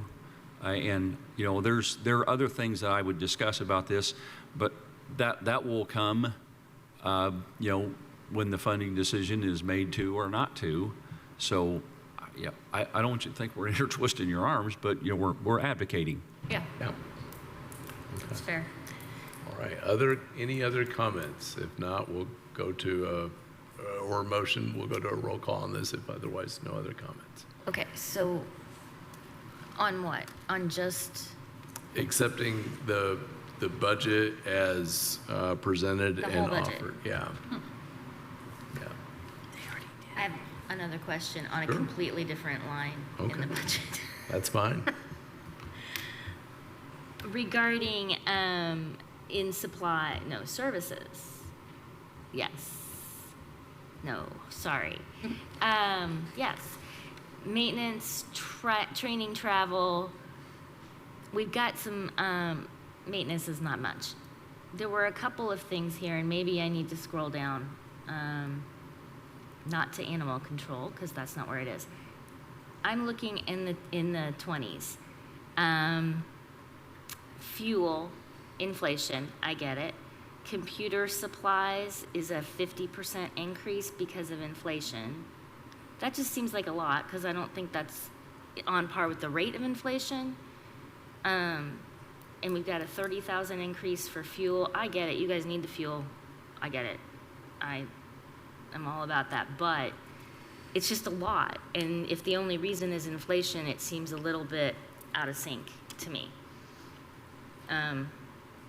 So I'm just looking at that perhaps as an area of savings. We could decrease the computer supplies. I don't really feel comfortable with the fuel, with this, you know, it's 24 hours a day, 7 days a week, with them driving everywhere. And we don't know what the cost of fuel is going to be.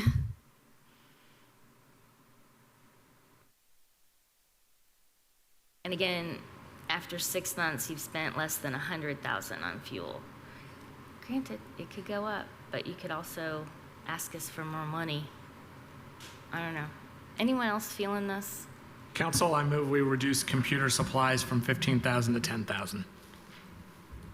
Second. We've got a motion on reducing computer supplies. Any discussion on that? All right. We'll do a voice vote. All those in favor signify by saying aye. Aye. Any opposed? All right, so we have a line reduction. Discussion or motions? I'd like to reduce the pension to remain stable at $1,004,528. Is that the arc that was recommended? I have no idea because I wasn't here. I would exercise caution here. We need to look at the actuarial valuation submitted by McCready and Keene to make sure what that number was, because I know we added that 200 on it. So whatever that number is, if you're going to reduce it, I would use caution in using that report. Yeah, the report would say 1,088,831. Open to that. Totally fine if we reduce it to what Jeff McKim just said. And that's just in the 2025 valuation of the McCready and Keene report. Is that the minimum, or is that the recommended? The recommended. Okay. Can you repeat that number? $1,088,831. So if I'm hearing it right, we have a motion from Councilor Wiltz to reduce that on the 1,088,000, and what was the change again? 831. 131? 831. 831. All right, so there's a motion on that from Councilor Wiltz. Is there a second on that motion? Second. Second. Okay, there's now a motion and a second. Any discussion on the amendment? Councilor Hawk. Yes, I would invite you to look at the last 3 years on this particular line to see what the increase has been every year. And, I mean, we were told at the state level that we were all going to be seeing a problem with sheriff's pension, so it is not completely unheard of here. It is just that this was just such a big chunk when we know we're way over the dollar amount. And so I'm looking at those big chunks. But I agree with what she had to offer, and then if we can come up with the money before the budget session is over, or even after, then let's try it then. Councilor Iverson. I understand the budgetary constraints that we're facing in this budget, but I'll be voting no on this motion. And my rationale is that we had over 20 of our employees in this room from this department staring us in the face and saying, we not only have this report, this has gone to the board and been approved, but in this competitive labor environment, this is the difference between working in Monroe County or working somewhere else. It's the difference between me retiring in this community, or it's the difference between me retiring in a different community. In my mind, what is being proposed here is an economic development. It is a quality of life difference for almost an entire department here. So that is my rationale. Thank you. Other comments, Councilor McKim? And just, I won't be supporting this motion either, although I appreciate the kind of intent behind it. And, it's I think we do, like I said before, we recognize that all decisions are kind of provisional until we actually adopt a budget. But yeah, I at this point, I think this is a tool, retention, recruitment, and morale tool that I think is worth the additional money. So.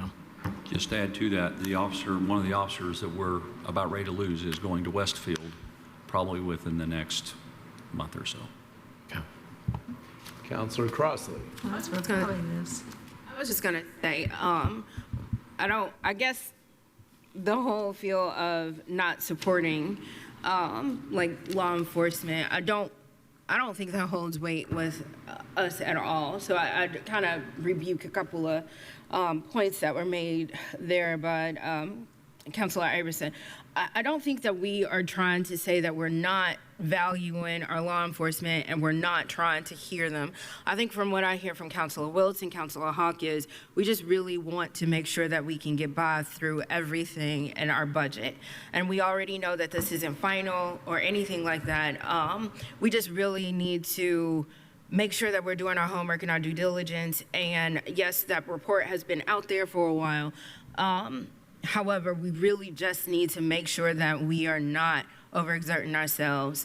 And as a person who has, supported law enforcement in return in a lot of different ways, especially with increases, I'm not definitely saying that we can't go with the recommended amount. I'm just saying, for me and my vote, and why I would vote in favor of this amendment, is I just feel comfortable with just getting through everything. So that's my stance. Thank you. I'll just hover anyone else, and then I'll offer a couple final comments on this. What I said earlier, it was a candid assessment based on what I'm seeing with the budget.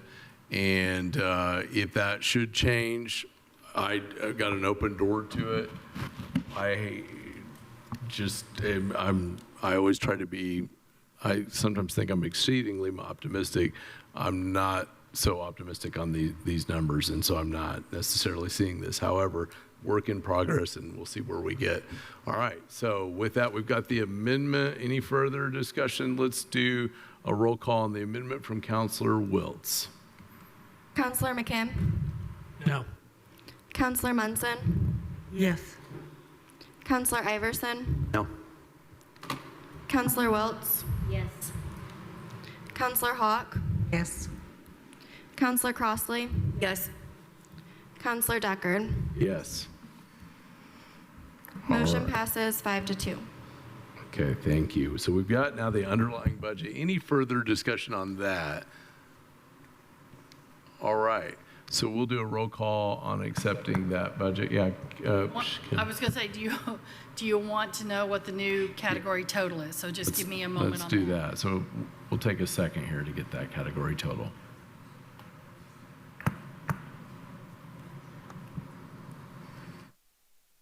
I ran into here, and then we got to jail after that. Animal control, $80,000, and they've only spent 94. Me too. We That double has, that. that's been my tradition. Like, maybe 200. What are we gonna do? We have got to lower this. It'd be nice to say yes to everybody. That's not fair. The thing is, Mr. President, would you do a gentle reminder to council that the mics are still hot? Yeah, counselors, I just want to, your mics are on and the transcription's capturing that while we wait, so just FYI. Okay, the new bottom line for the personnel is $6,054,161. Everybody got that? Okay. No. Sorry. Say it Give me one more time. One more time, sorry. $6,054,161. Okay. You made an amendment in the supplies, so that new bottom line is $33,700. That can't be right. No, we didn't do anything in that one, did we? Oh, yes, we did. So did I get that one correct? We just decreased computer supplies, I think. By 5. Oh, Computer. I had maintenance. That was 21003. Yeah, I reduced that one to, it was at 20, and now it's at 10. So, what is, yeah. Got it. So that's the 33, so that one's right. And then we reduced the general communication, you got, so go down to the threes. To 31540. Yep, we reduced that, so what is that grand total? Yep. 20. That one is correct, so what is the new bottom line?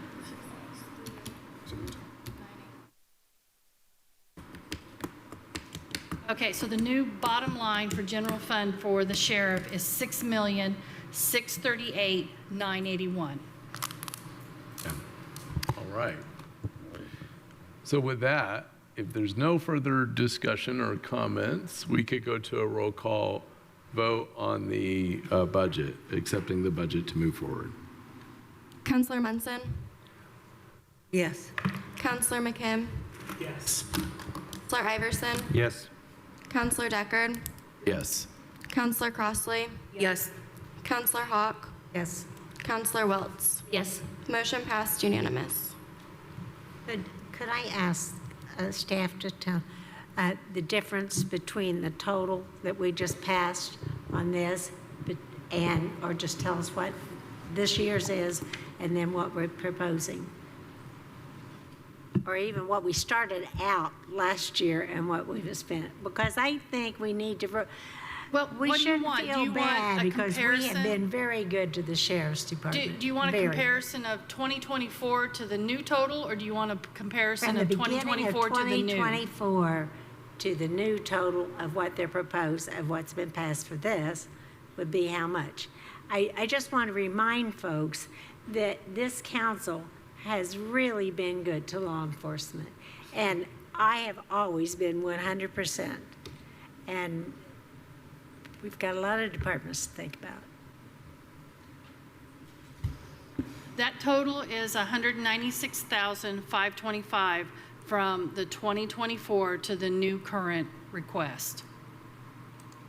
Yeah. Okay. That's a lot of money. And so with that, we will move on, if that's okay, to the next budget item.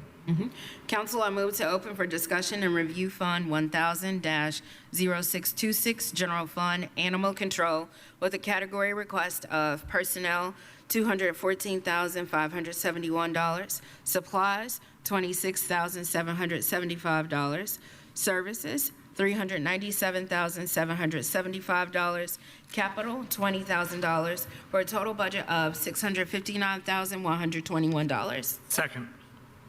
Okay. Anything on the animal control budget? The only change that I have is I received the interlocal yesterday, so that amount did change. Sorry, I didn't have that beforehand. So 35040, the paperwork that I received says that it'll be $433,122.80. Round it up. So When you make the 433,123. Okay. Council, I move we adjust line 35040, Animal Shelter Interlocal, to $433,123. Second.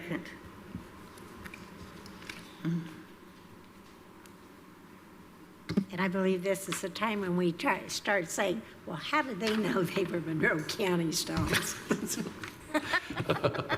That dog's from Owen County, I swear. All right, every time. And how do we know they weren't in Ellisville? All right. Anything else that you wanted to add? I apologize. I No, interrupted. that was it. Okay, questions or comments from council? We should vote on. The We motion. just need to vote on that. The amendment. Vote on the Yeah. amendment. All right. We've got an amendment with a second. Any further discussion? If not, okay. All those in favor signify by saying aye. Aye. Any opposed? All right, so it's adopted. Any comments or questions on the underlying budget? Okay.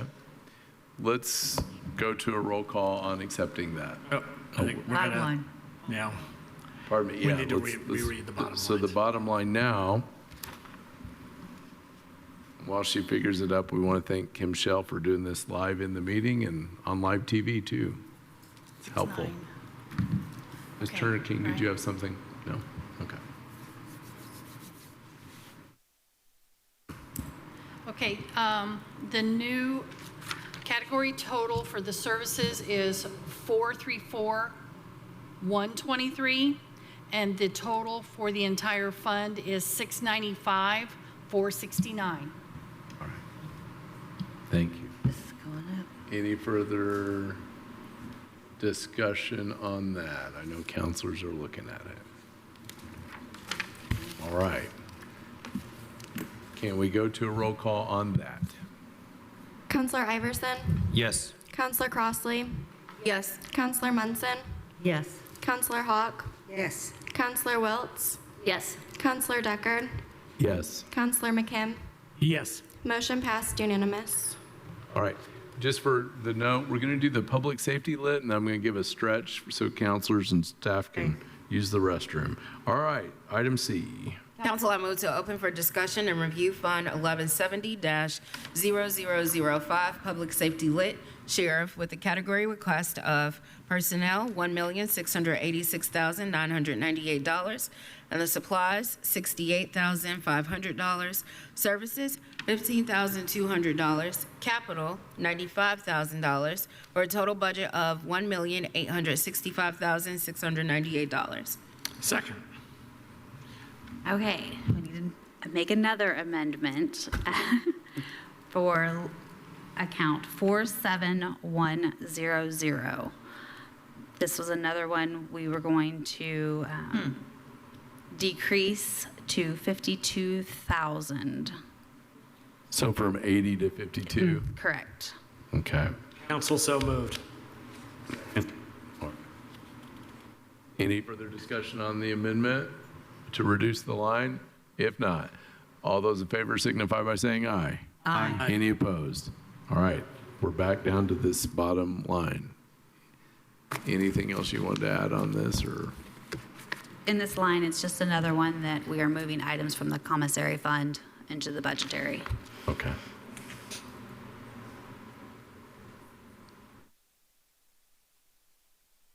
Counselors, comments or questions? I have a Please. question. So, all through here, I see stuff that's being moved either to or from commissary. And I believe there was a report on commissary just recently to us, and I think I missed that. I think I missed a lot, apparently, that one meeting. What is the logic of moving these items back and forth? Real quick, just summary. I'm going to let Chief Parker talk about that. Okay. He is passing out the IC code. There are certain items that we're allowed to use commissary funds for. There are by statute, there's certain items we cannot. But the chief is going to also inform you about an actual legislation that's coming down the pike as well that I don't think the council is aware of as of yet. Okay.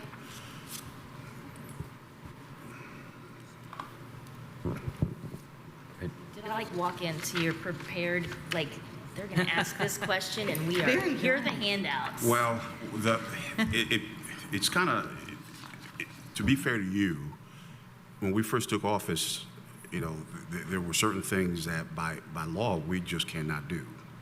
And we're trying to rectify what was being done in the past and not repeat that now, because we're mandatory to actually go ahead and follow the statute. So the chief will elaborate on that. Okay, this has become a very sensitive subject throughout the state of Indiana. And if we're all being perfectly honest in this room, the commissary account is something that opens itself for, I'll use the word abuse, manipulation, whatever words you want to put on it.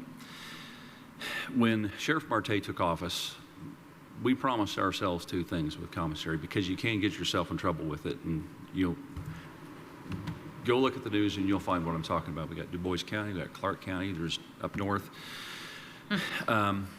we made ourselves a commitment that we were going to use commissary, do two things with commissary. Use it for the benefit of the agency and more particularly the residents of our jail facility.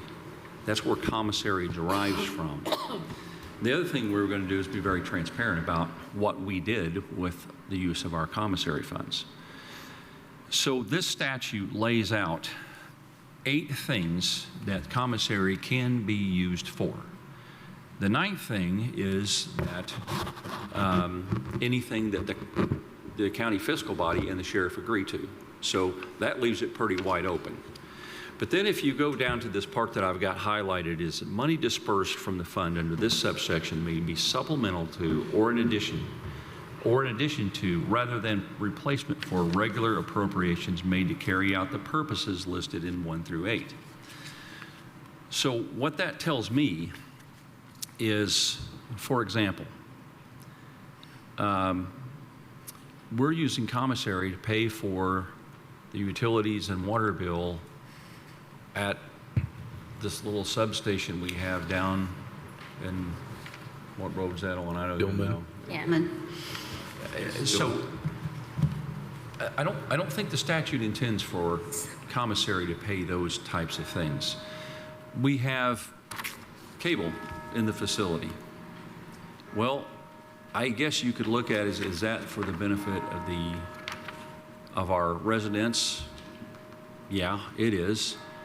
But what we're using that thing for is things that we look at that the county has an obligation fiscally to fund certain things in any jail facility, that being one of them. And we can go through the laundry list of things here.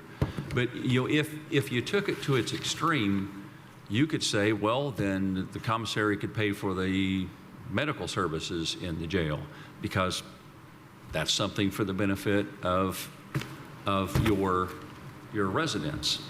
So what we did is we looked through it and what is being paid out of commissary that should be included in a department budget that is in keeping what we believe with this statute. So that's why you're seeing those things transferred. There's another reason I'll get into here in a minute. But what the sheriff has done, for example, and this goes into the jail budget too, so I'm trying not to mix it. I told you they're so closely linked, but you asked the question, so I'm answering it. We're buying underwear, T-shirts, socks, all of those things. That's a big expense that we took on through commissary so that when you came through the door, you got those things issued to you, so you had clean clothing. We have bought mats, and we have a mat budget.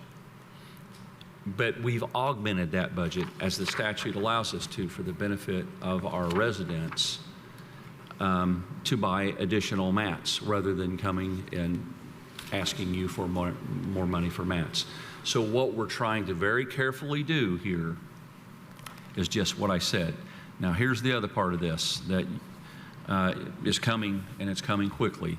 The FCC has been working on this for years, and it looks like it's going to happen, come to fruition in 2025, is that they're putting limitations on what can be charged for resident communications.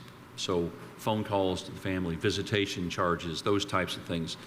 And that's going to bring about $130,000 reduction in our commissary proceeds going into next year as best we can determine.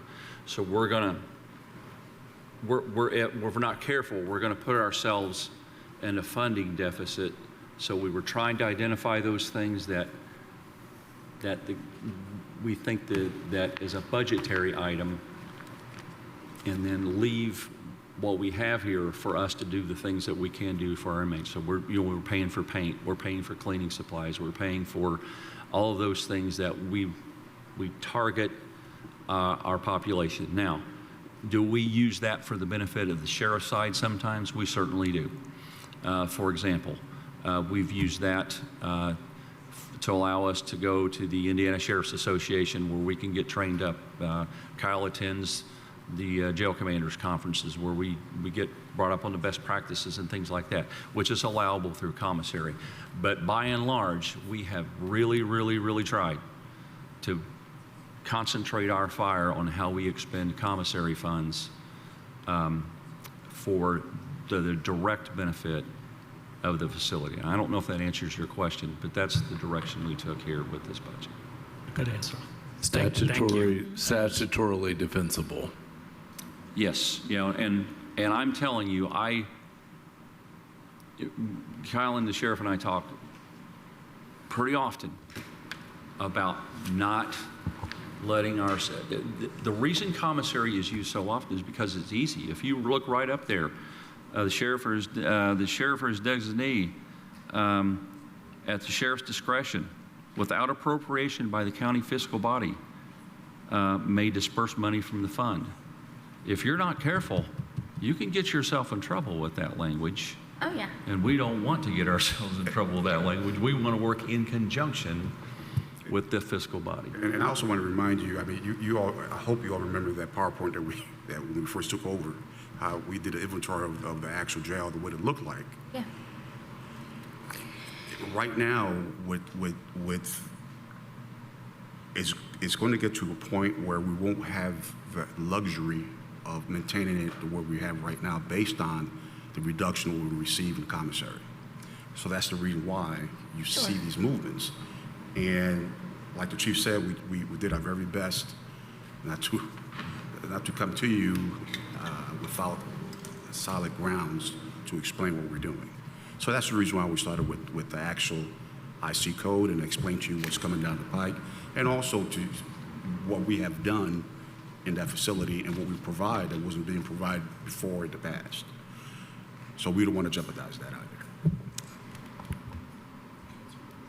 First of all, thank you. That makes a lot of sense. I want to just confirm what I heard was that you're estimating revenue will go down in that fund by about $130,000. Yes, that's Annual. the estimate we're getting from Okay. CPC. Okay. That's a lot. And I've watched you all. You're nothing if not very attentive and careful in how you proceed. So I appreciate that. I'm wondering if, with the concern that you obviously have around what you should and shouldn't be doing with this fund, do you have an internal policy written up about using the fund to just kind of, for me, I like to write things down. Yes, it's called Indiana Code 36. That is not policy. Legislation and regulation are not policy, but, Well, what he's trying to say is or procedure, maybe procedures instead. that is the guide. That is truly the guide that we follow, because we could have a policy that goes against that, and guess what? That policy is worthless. Well, it's interpreting, because there's some things here that leave a lot open, as you say. I mean, Let me that's answer your point. question without being a smart aleck, okay? Please, somebody. When we make purchases out of commissary, we have a policy. For example, sometimes you use the card. Before a purchase is approved on the card, two people have to look at that and go, okay, we're good with this. And it's usually Jamie and Jordan.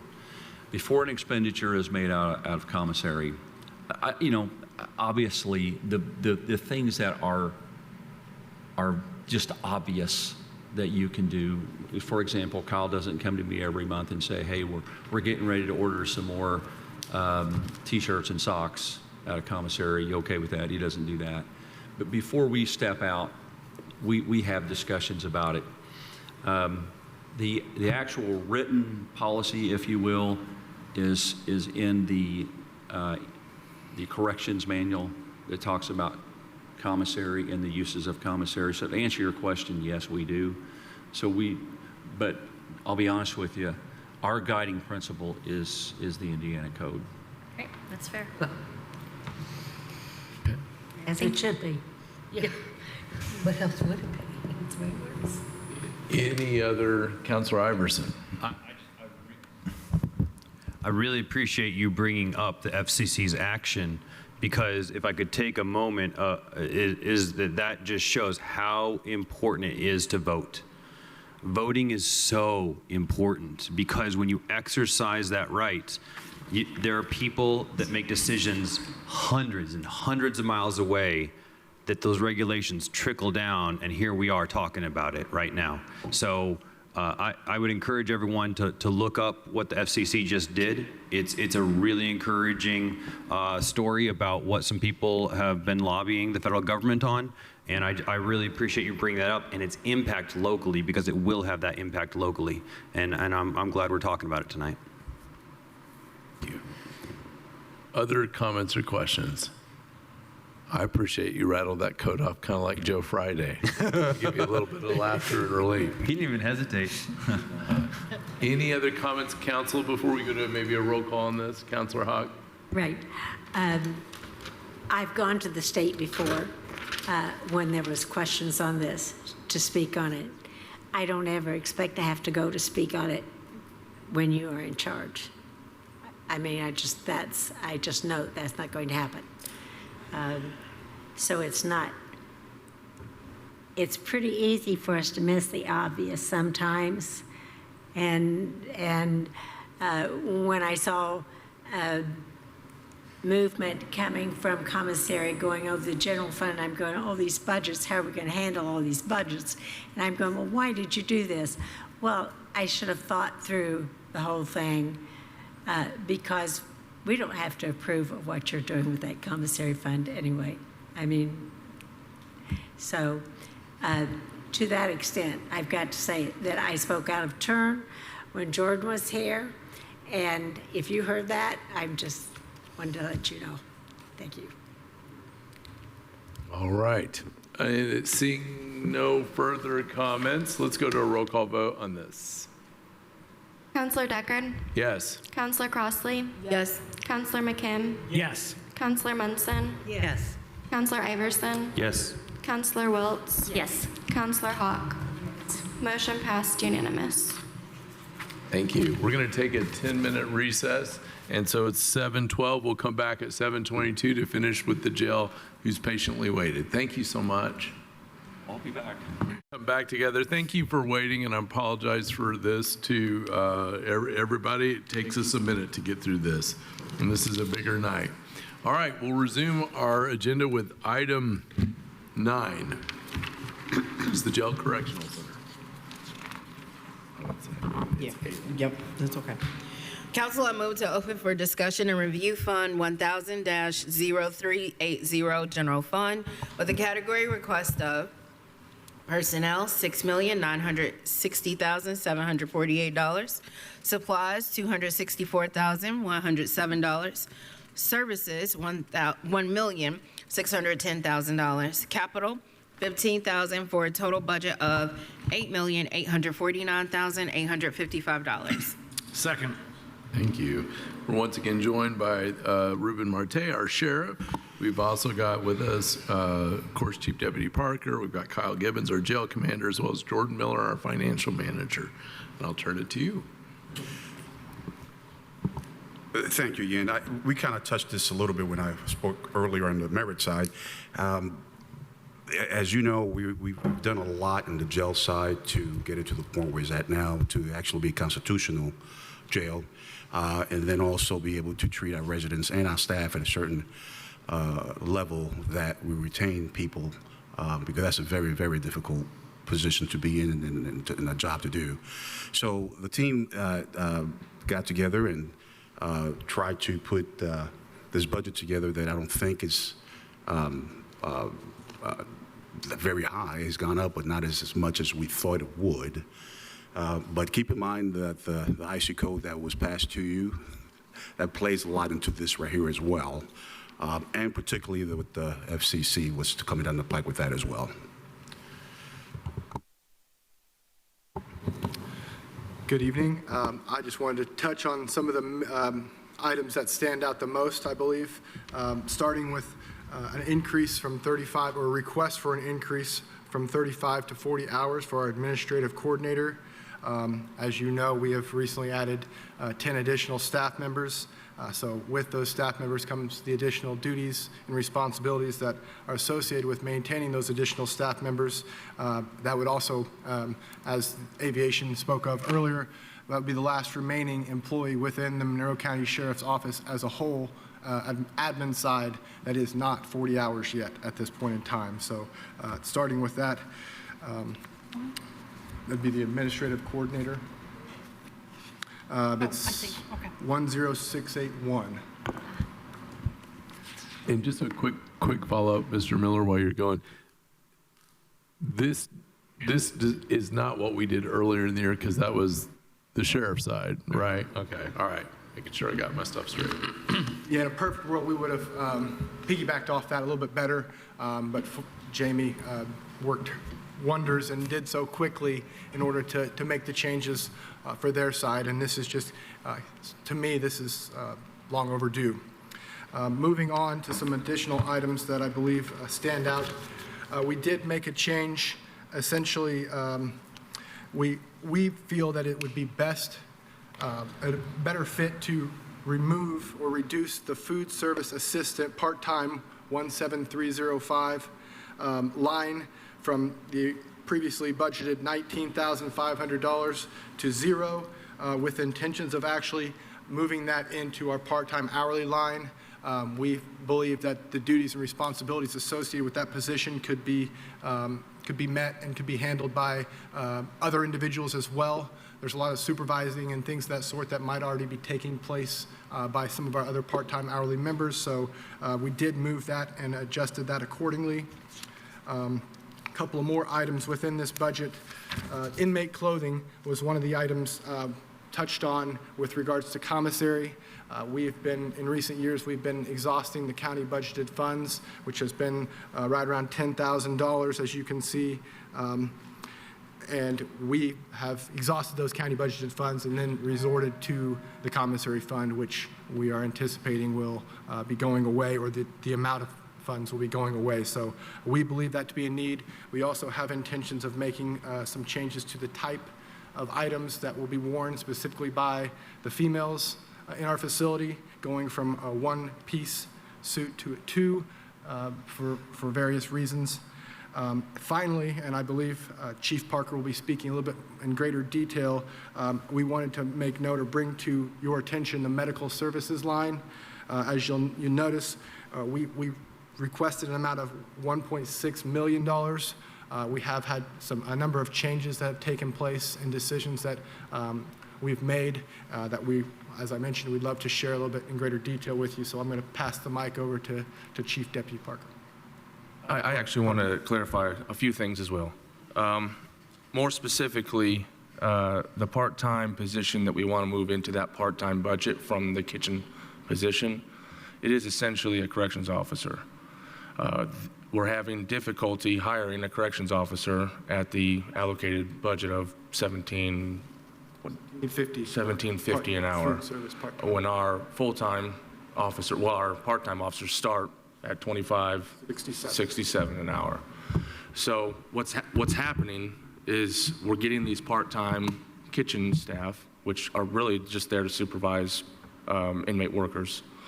That statutorily we're required to train as if they are corrections officers, and we can't retain them because they take that training and they go other places.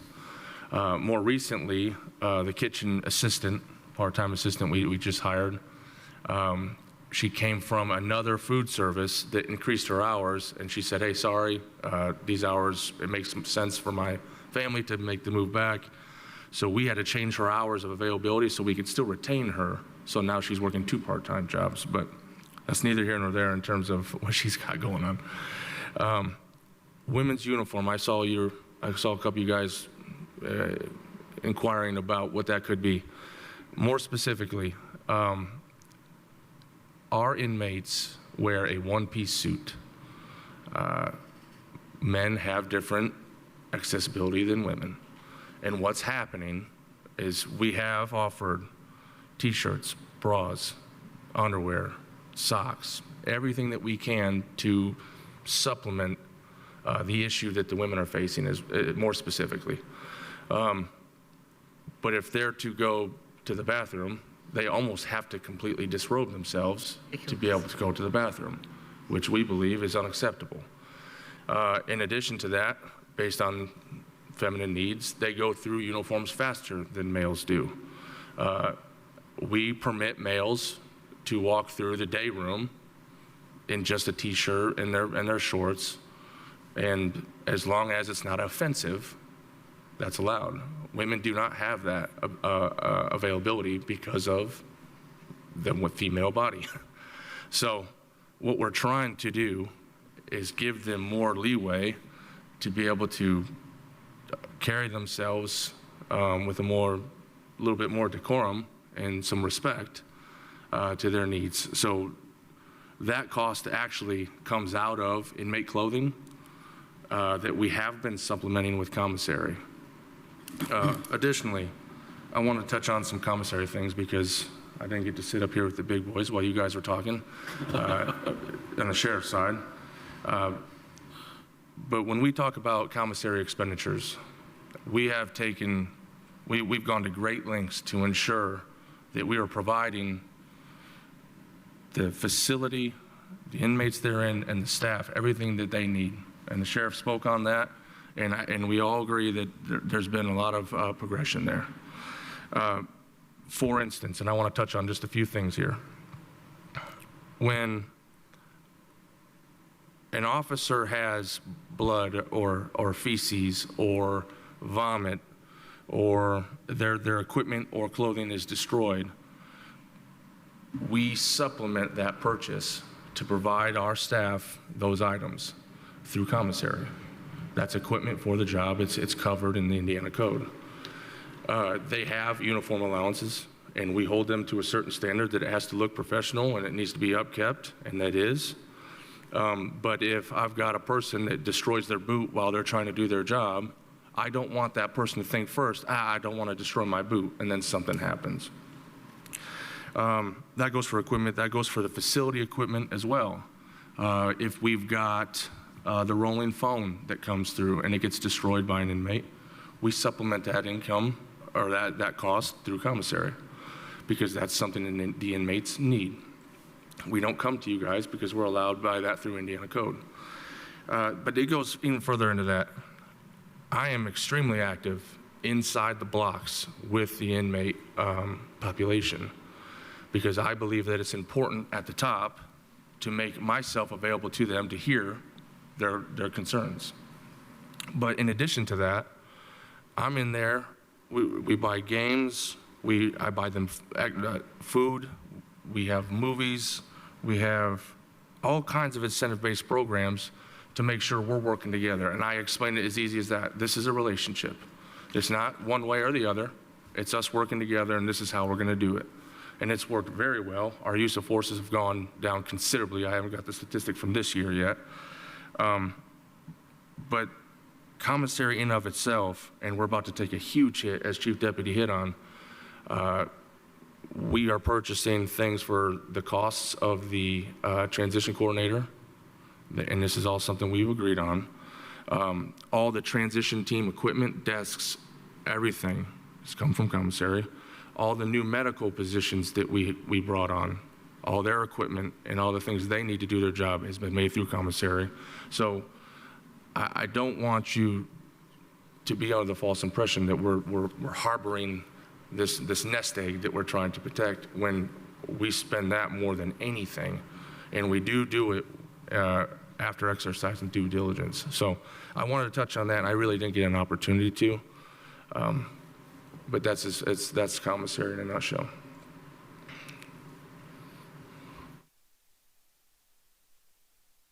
Comments or, well, let me ask you that. Do you want us to go to comments or questions, or do you have other things you wanted to? Yeah, I think we probably need.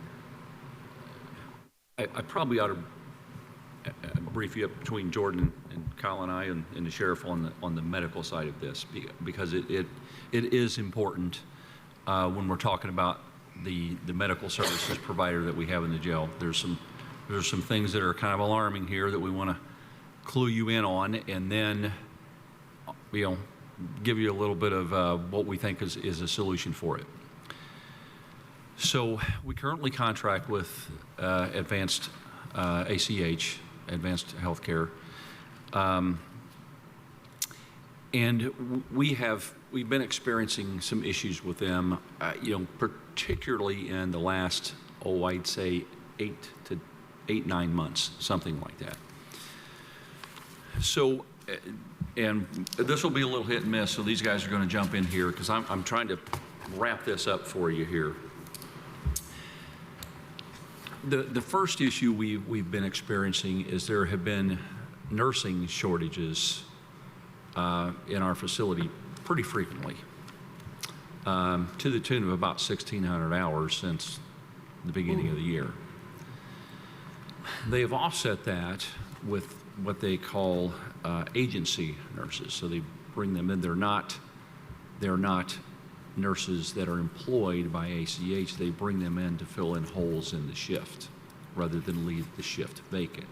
And these are also agency nurses that do not have, for the most part, correctional health care experience. Is it like a traveling nurse that's Yes. substituting? Yes. Okay. Yes. The nursing homes, most of their staff is coming from traveling nurses like this. Yes. Just So that's one issue. The second issue here is just a few months ago, we were notified that they were going completely with RNs rather than LPNs. Well, as you know, an RN is a higher classification in nursing, which is all well and good, but it wasn't an option. Here's what we're doing.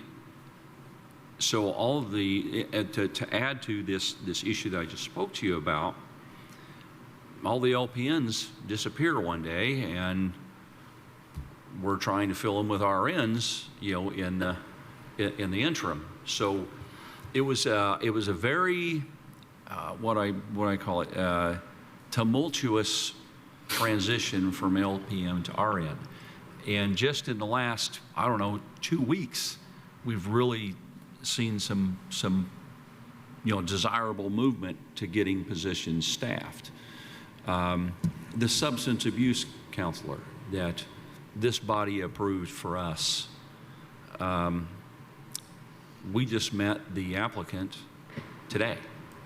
So that's been months in the making to get that person hired. We've struggled with getting them to give us a renewal rate for the coming year.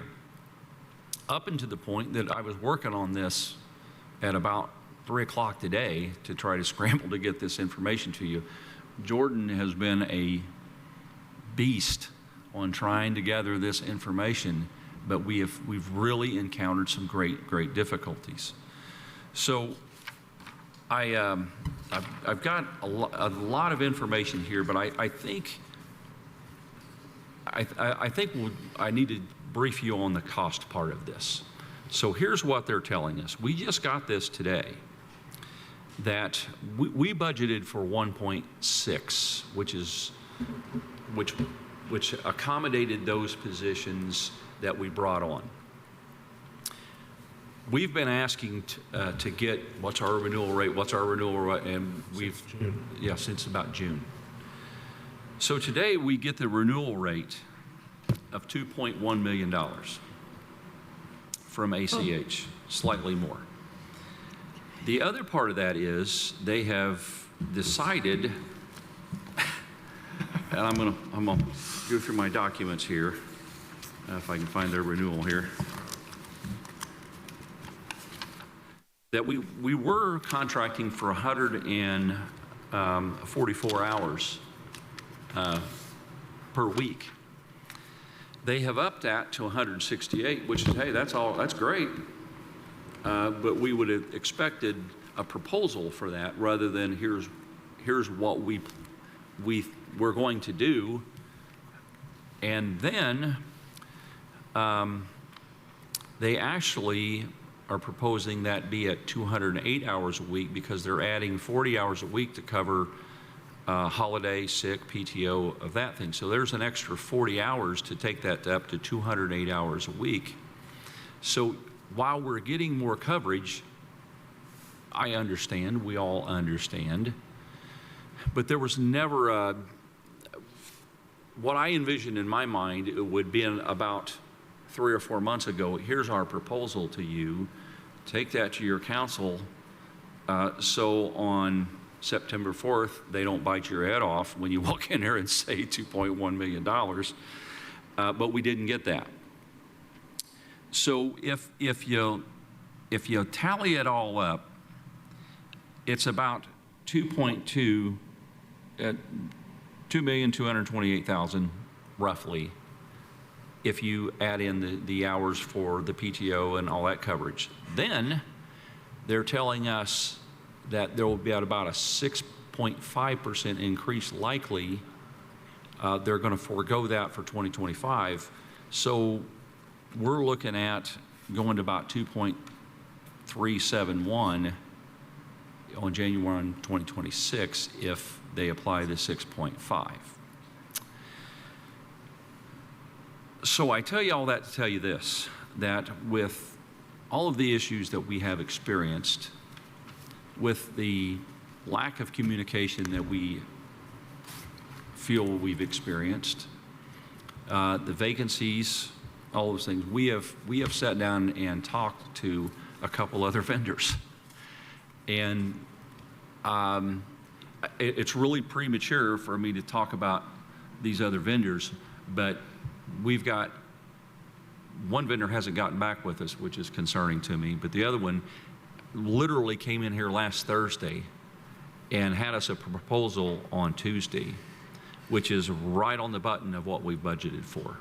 Really? For the current hours that we currently have. It's like 60,000 over what we have budgeted for. Now, again, we've got to work with the commissioners, obviously, on that contract. We've got to have a proposal and all that thing. But I just wanted to let you know that when we know what y'all are doing with the budget, and nobody in this room wanted to come stare you all down and say, we're going to have to do 2.2 this year and 2.3 the following year. Yeah. So it's a work in progress. So if you wouldn't mind, look at that budget that we have there for medical. Understand that it's a little bit in flux, but we're doing our very damn best to keep it really close to what is in that budget. And just to clarify a little bit with this other company we're looking at, the reason that they can bring their costs down is because they utilize LPNs. LPNs. So we actually had previous LPNs that were let go from their position because of their status. That the company has asked us if we have contacts for those people so that we can bring them back. So we're going to potentially, depending on what company we go to, bring back LPNs with training and experience inside of our facility. And you can see, where's that list of the hours? I got it. And we can get you guys this record here, but what it is a breakdown of nursing hours provided for us by ACH. And again, I'll get it to you, but you can see a significant drop at February when we released our LPNs. We were at 302 of our allocated hours. We went down all the way to 112. So what that happens with that is it's not just, it looks like we're not going to have a nurse today. We have inmates that need seen daily. You guys understand completely the implications or the impact of not having that. But more importantly, is it stops my staff from doing their job so that they can make themselves available for certain things. It throws off our med pass, which is obviously critical. It throws off our feed time, which is obviously critical. We are statutorily obligated to provide meals at certain times throughout the day. So this is something, and I'm just echoing what Chief Deputy Parker said, this is something that we have been trying for months now to get resolved, and he's not joking, when we were sitting in a room at 3:30 today, trying to throw these numbers together to make sure we had something to you guys. One of the things that's really important about who we're talking to here, and again, it's very infancy phases here, but it's repricing. So if a bill comes in, it's pretty common for a medical provider to negotiate with, or a medical contractor to negotiate with the provider to say, hey, can we reprice this and reduce this down? The company we're talking about does that on the bills go to them. They try to reprice every bill that comes in.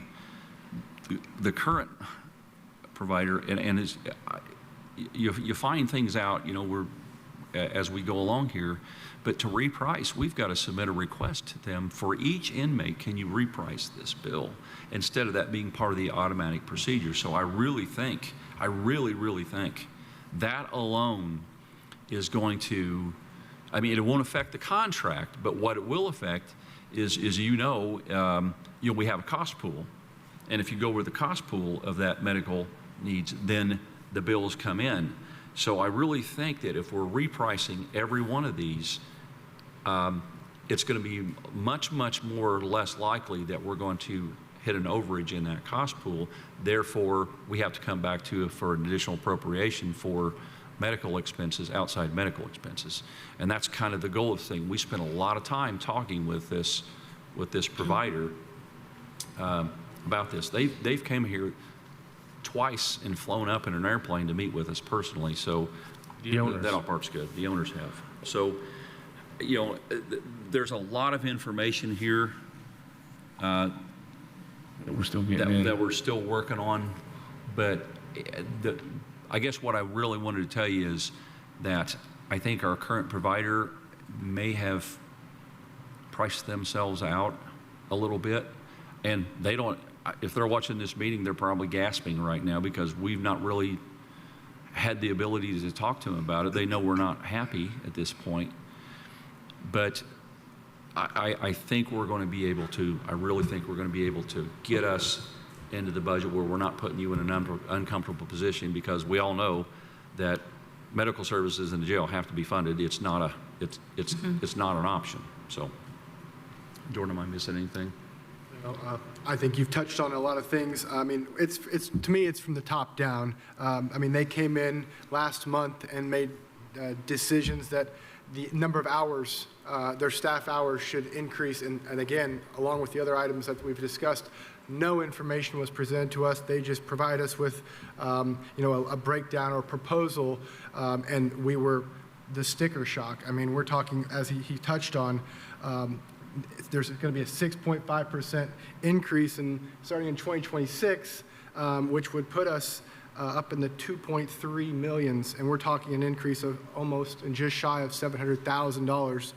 So in addition to things of that sort, just kind of being in the dark with a lot of these items, and then at the bottom, just trying to associate charges and meds to inmates and in a timely manner and have, the guidance to do those things, just to me, very day-to-day items. It's just unfortunate. So, something as simple as this: when we do pill pass medications, happens twice a day. There's a system called an EMR that electronically you can track, the medications that are going to each of them. Very, very, very important. Obviously, a jail facility. The current contractor, that is part of. It's proprietary for them. So it's their information. We have struggled mightily getting information about our own inmates, about their medical records. If we have, Force med order.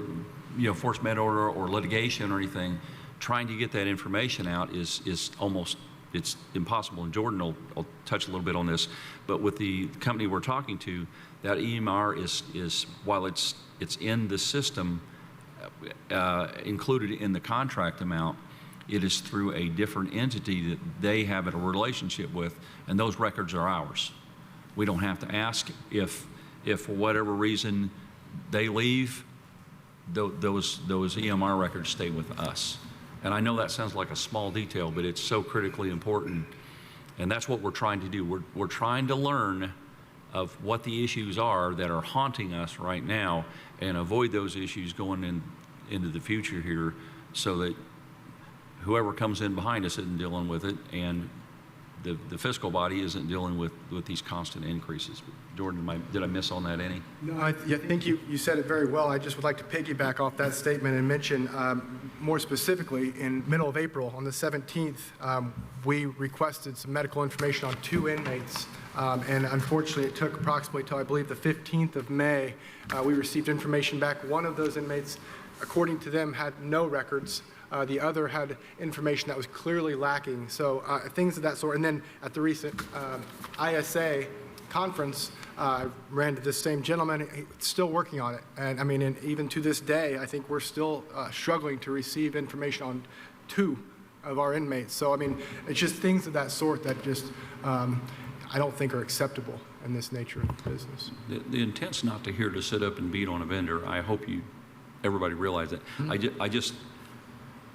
We've tried to be transparent, and I think if we're not laying out the issues for you, then we're not filling our obligations to you as the fiscal body to do that. So it sounds like we're being kind of brutal here, but we speak the truth here that you should know, because we've got to move forward in some direction here.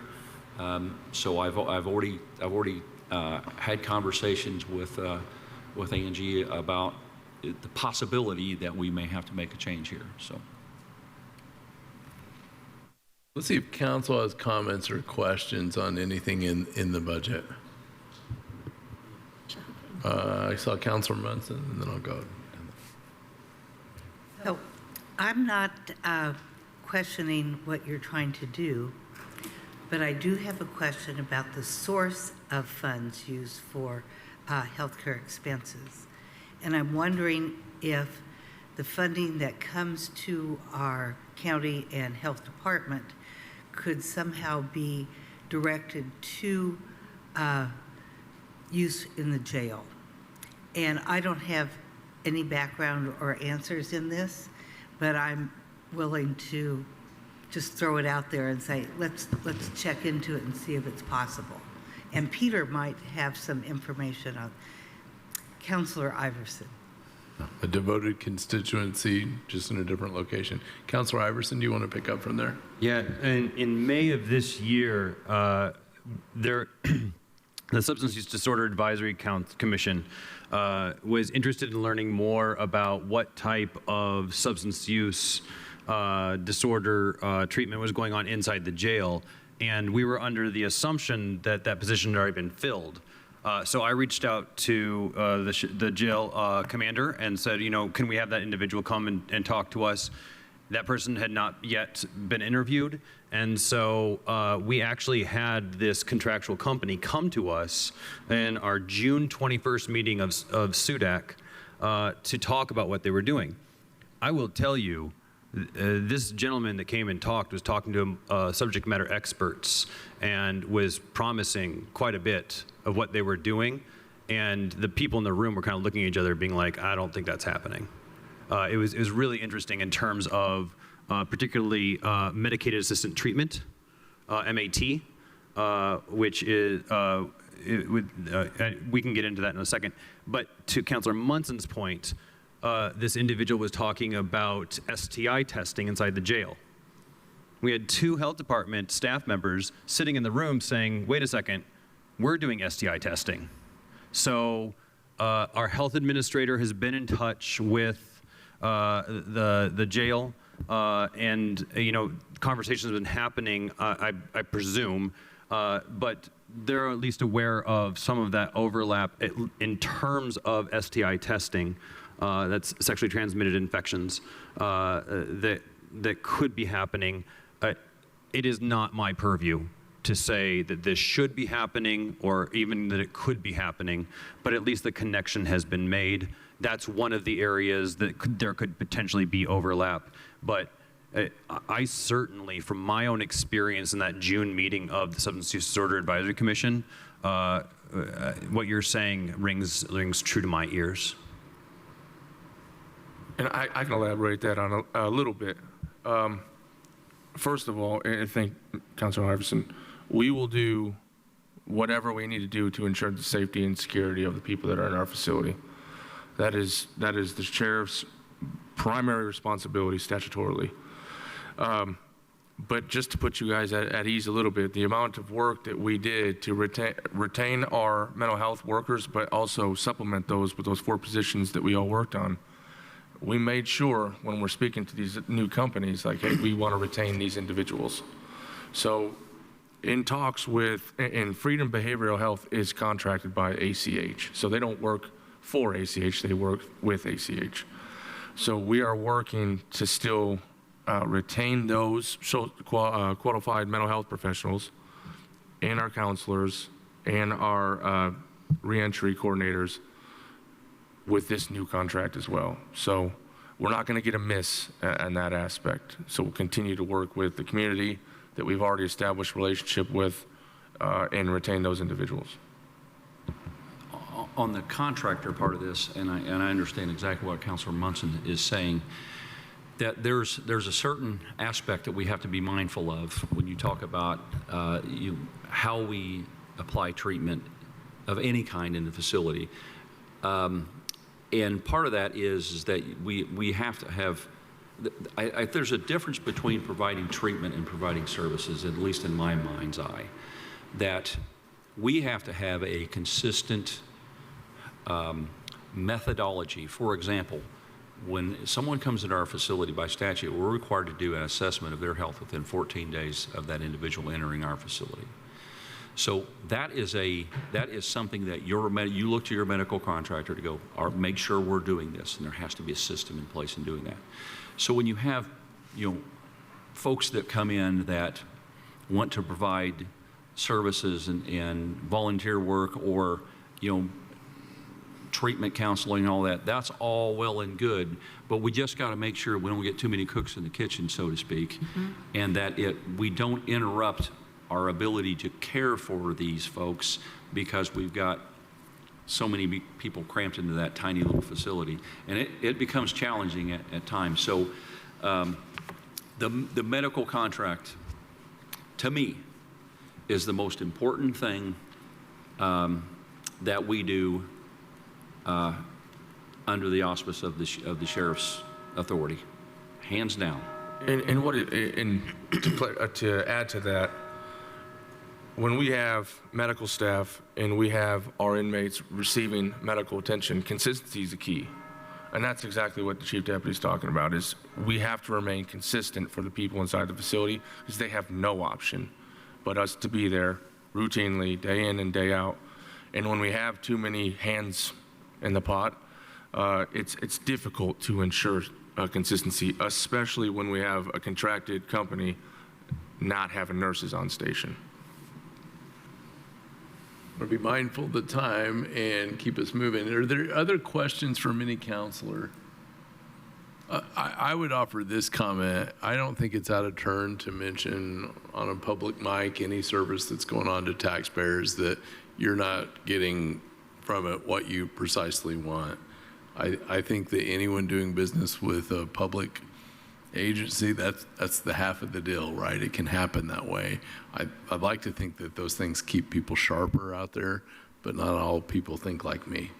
One other thing I'd add to that is I always believe that if you're not getting the answers you want in a timely manner, it sometimes makes me wonder if those who are on the other end of those services might be getting the response that someone of more stature, they might not be getting as quick response at all. And so I don't know, I always like to keep people hopping towards the next best thing. And if there is a competitive service that does what it does well, I think that bears looking at, so we can keep talking about that. The other thing I'll say is your theme all throughout the night has been, and all throughout, your time is about dignity to those inside the center, whether it's uniforms or care, and we've talked about that a lot. And I just think that that is a good guiding principle, that at least at this point in life, among all that bad, we're providing that kind of dignity even among the roughness of it. Any other comments or questions from this council? Yeah, Councilor Iverson. May I ask something not related to the contract? Sure. All right.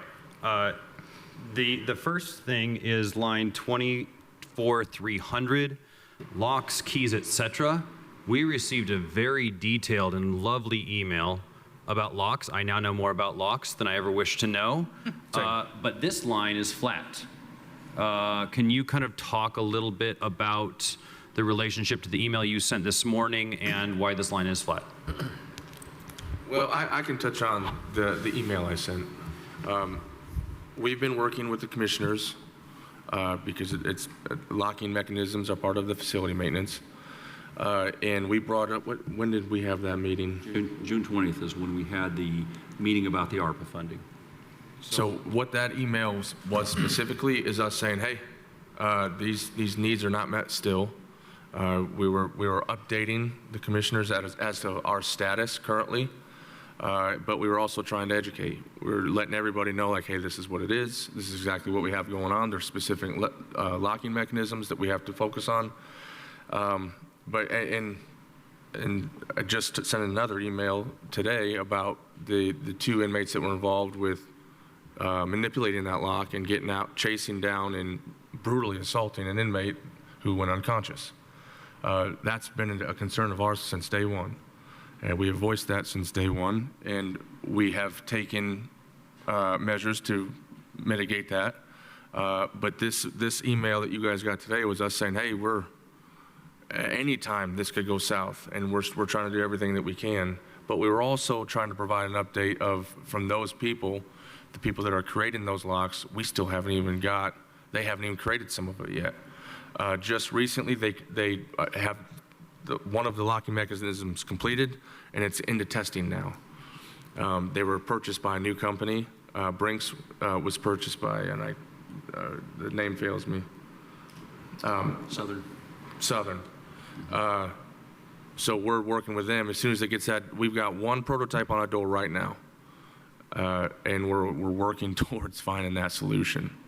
To test that in your facility, you're testing the prototype out? Yeah, and actually, I locked Chief Deputy in there with some things. You did. And before we had that locking mechanism, somehow, I mean, he's a trooper, so I never really thought he was incredibly intelligent, but Looks. before we got them, I'm in so much trouble. Before the prototype, he got out easily, which means someone with no experience behind that door, where these people have a measurable amount of time while they're in there just to sit around and try to think of ways. He defeated it within 20 seconds. We put the prototype on, and I took a little bit of joy of him being locked in there because he couldn't get out. The problem with that is, though, although they can't get out, our sensors still don't show that it's secure. It shows that it's unsecure. So when we're looking as a control officer, we're saying, I'm sending officers constantly, go check that door, make sure it's secure, and it is. So that's part of the update.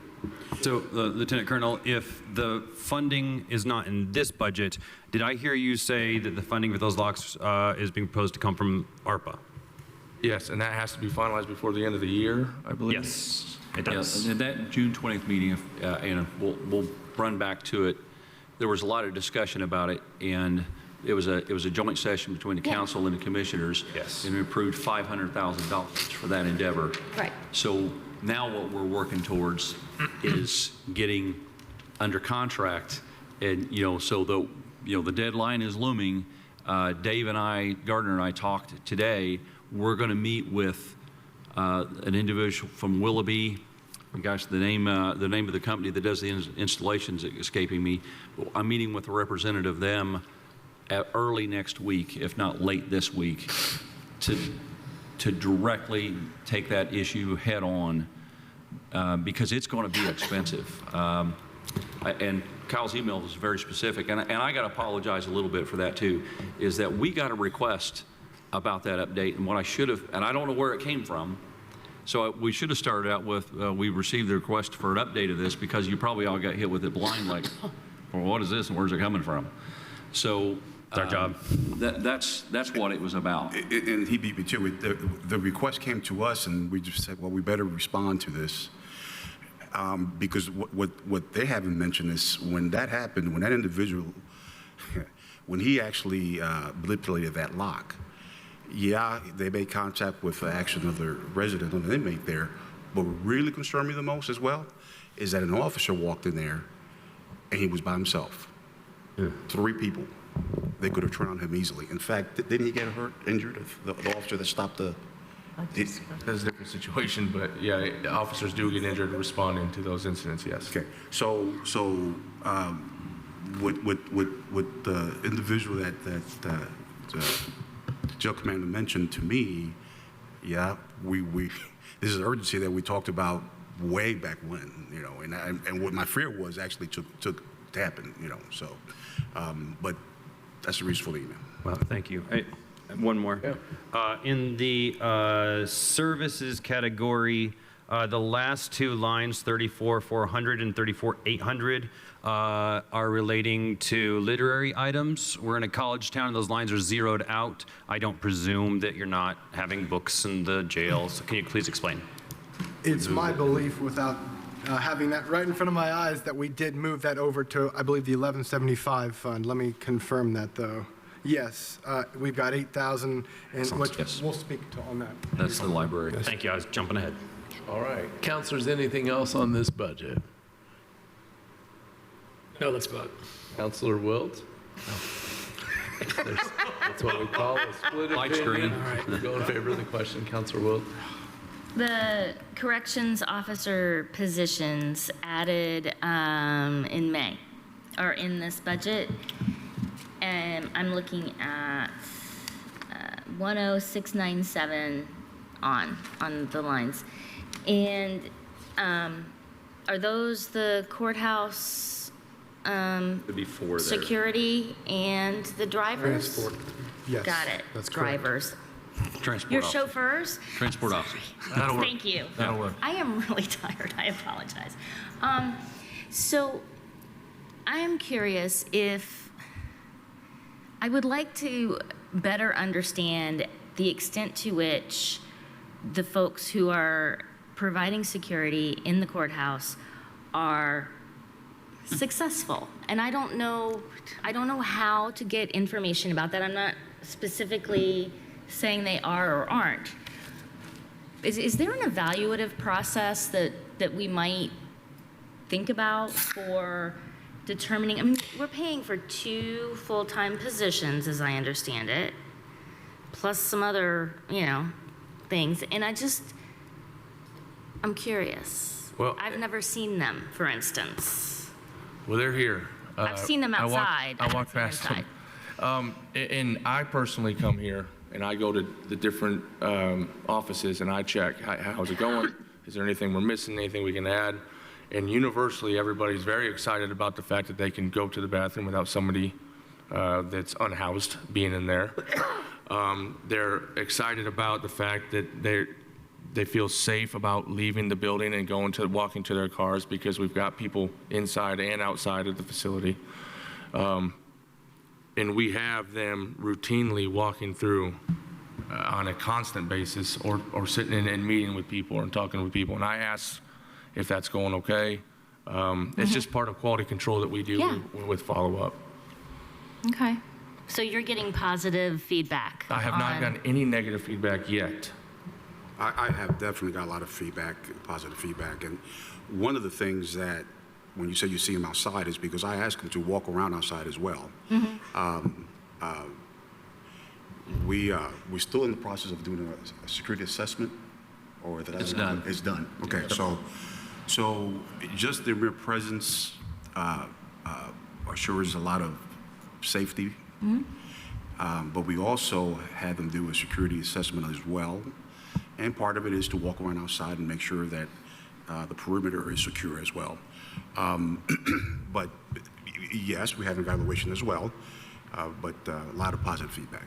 A lot of positive feedback? Yes. And they're all ILEA certified as well. They're not just corrections officers with limited training. They have the highest the state offers, even higher than the troopers offer.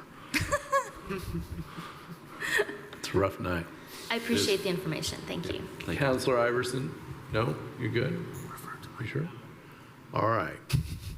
Seeing no other questions, we'll go to a roll call vote. Counselor Crossley? Yes. Counselor Hawk? Yes. Counselor McKim? Yes. Counselor Munson? Yes. Counselor Wiltz? Yes. Counselor Eckerd? Counselor Iverson? Yes. Motion passed unanimous. Right, item B. Council, I move to, sorry, I'm tired too. No, you're good. I'm just sleepy.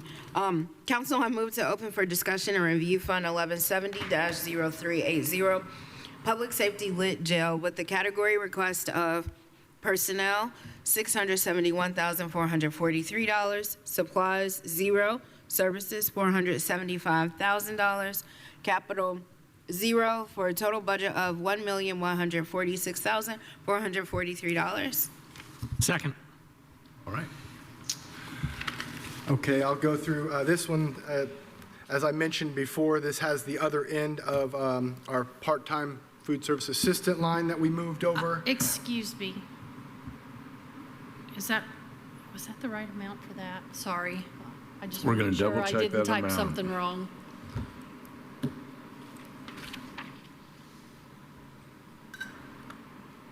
Gonna check real quick, make sure we're not giving all your money to the surveyor.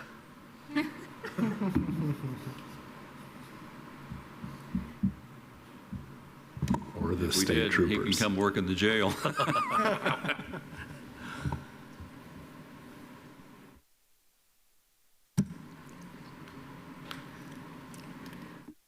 That's right, sorry. That was Sorry, my bad. okay, go ahead. So anyway, yes, as I mentioned, it does, full transparency, it does include a slight increase from what I believe was approximately 19.5 on our other side of things. So we did add, it's 26,000 to that amount for a total of 176 from 150. And that also accounts for the slight increase in rate that we anticipate. And finally, I was here at this time last year expressing the need for additional funding for our Meals for Prisoners line, 34700. As I expressed then, inflation has been a challenge to accommodate, and we came last year and asked for an additional amount of money, and we believe it's going to be pretty close, and we're hopeful that we can accommodate all the needs throughout the rest of this year, but based on trends, based on the analysis by account within date span, we do believe an additional $45,000 to account the inflation is a must. All right, let's go to comments or questions from council members. I'm looking over to my left, looking to my right. Councilor Iverson. I see at the bottom, the library services, as well as booking, printing, and signs. So that's what I was referring to with the last budget. I see it here. But that's not, that's not That's what 11. I was looking at the wrong we're one. talking about right now. Yep, but thank you. It's coming tonight, books and books and more books. Other comments or questions? Do we have a handle on the revenue versus the increased budget request?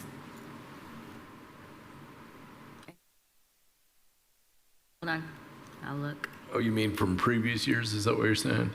Increased over previous years relative to our anticipated, like 4B stuff. I'm trying to get there because I've got a billion windows open.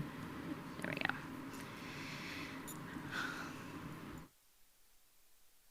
And that essentially, when we asked to move that to that new line, is us saying we're going to pay that at the base pay, and that's the increase.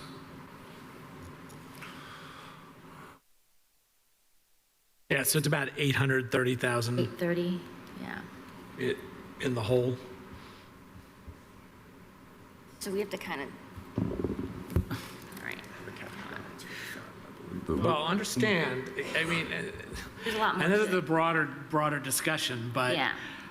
one thing that we see is that we don't ever actually spend all of the appropriations. We always have substantial reversions.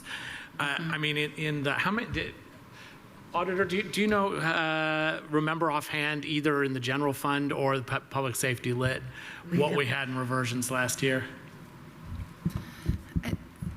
I'll have to look to be certain, but I have like the number 2.5 in my head for everything. Million? Yes. Yeah. Mhm. Okay. I wonder what the percentage is for PS Lit.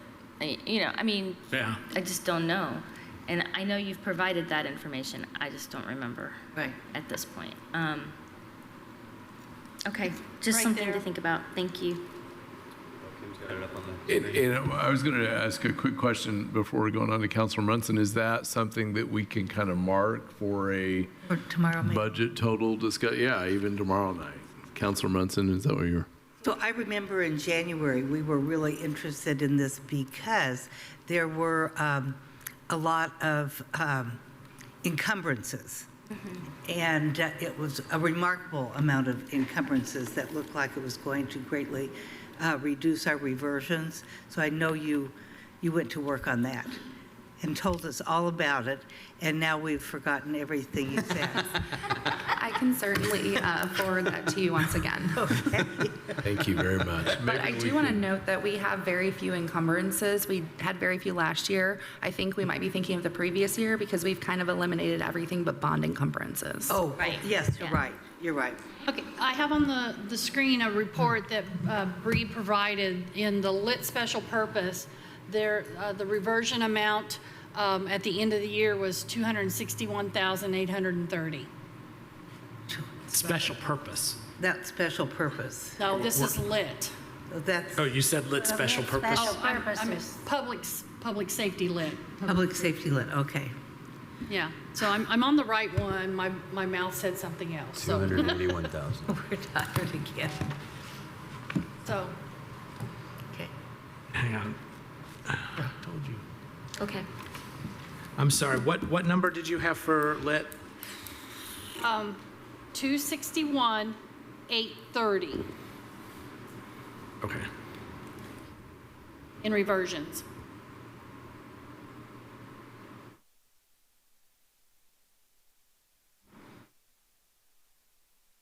So 1.9.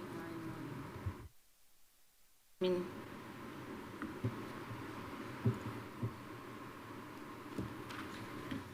then we have to look at the other PS Lit budgets, right? Mm-hmm. So Yeah, it I would think we need be- to look at that, and then as a part of our summary of what's going on, if we could. Yeah. Yeah, so this in consideration with all of those, and as we figure out what we figure out, it goes back to my ball of mud comment. Yeah. We're making it much clearer as we move forward. On this agenda item, other than that discussion, which will be ongoing, what other questions or comments does councilors have? I'll kind of look around here. We good for now? All right. With that, let's go to a roll call on accepting this. Counselor McKim, Yes. Counselor Munson, Yes. Counselor Hawk, Yes.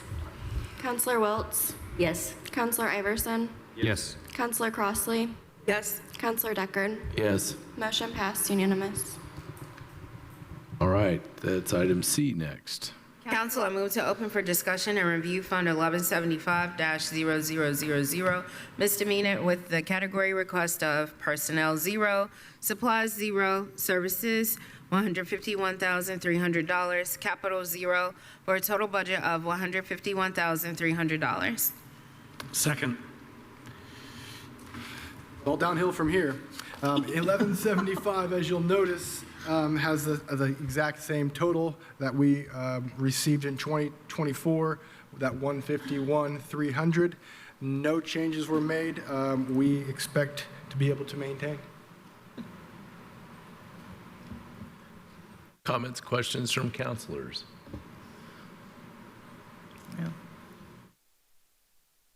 Sense. Makes sense? All right, easiest thing we've looked at yet tonight. Let's go to a roll call vote. We've got 7 minutes. Counselor Munson, Yes. Counselor McKim, Yes. Counselor Wiltz, Yes. Counselor Iverson, Yes. Counselor Hawk, Yes. Counselor Deckard? Yes. Counselor Crossley? Yes. Motion passed unanimous. All right, item D. Council, I move to open for discussion and review Fund 1233-0000, Lit Correctional, with the category request of personnel, $528,383, supplies, 0, services, 0, capital, 0, for a total budget of $528,383. Second. A motion and a second. Anything you want to comment on this? As you all know, these are the 6 transition team members and the associated deductions, shift pay, uniforms, FICA, all that good stuff. Questions, comments from council? Counselor McKim. Yes, this is more of a comment, but this is where we need to look at the 4B.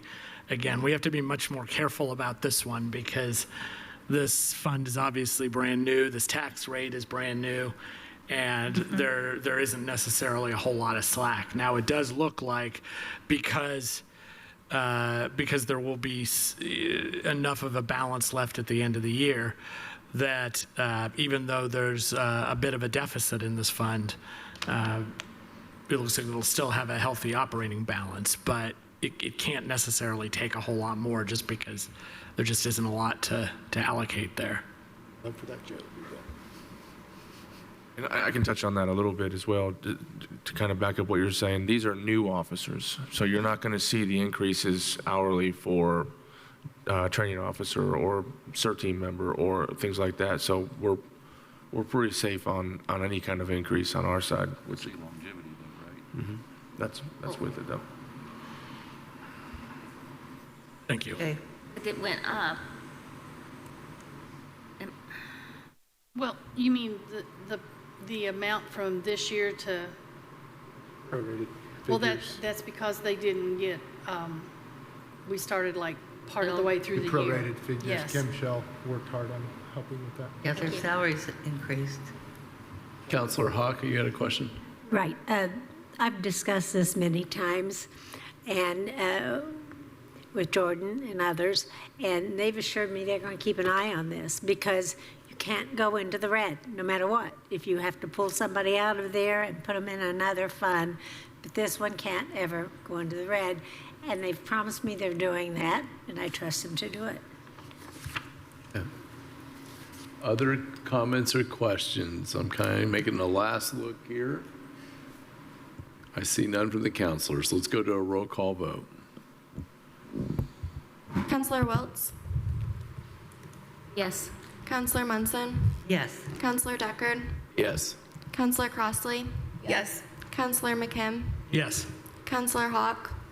Yes. Counselor Iverson? Yes. Motion passed unanimous. Okay. That is, right? I was looking for the signal that is the last item. Thank you very much, Sheriff, and to all your team for all of that. We appreciate it. For the public watching this is the end of night 2 of our budget hearings. We'll resume tomorrow, Thursday, September 5th, 2024, at 5 p.m. in the Nat U Hill room, where we will pick up from here. This meeting is recessed.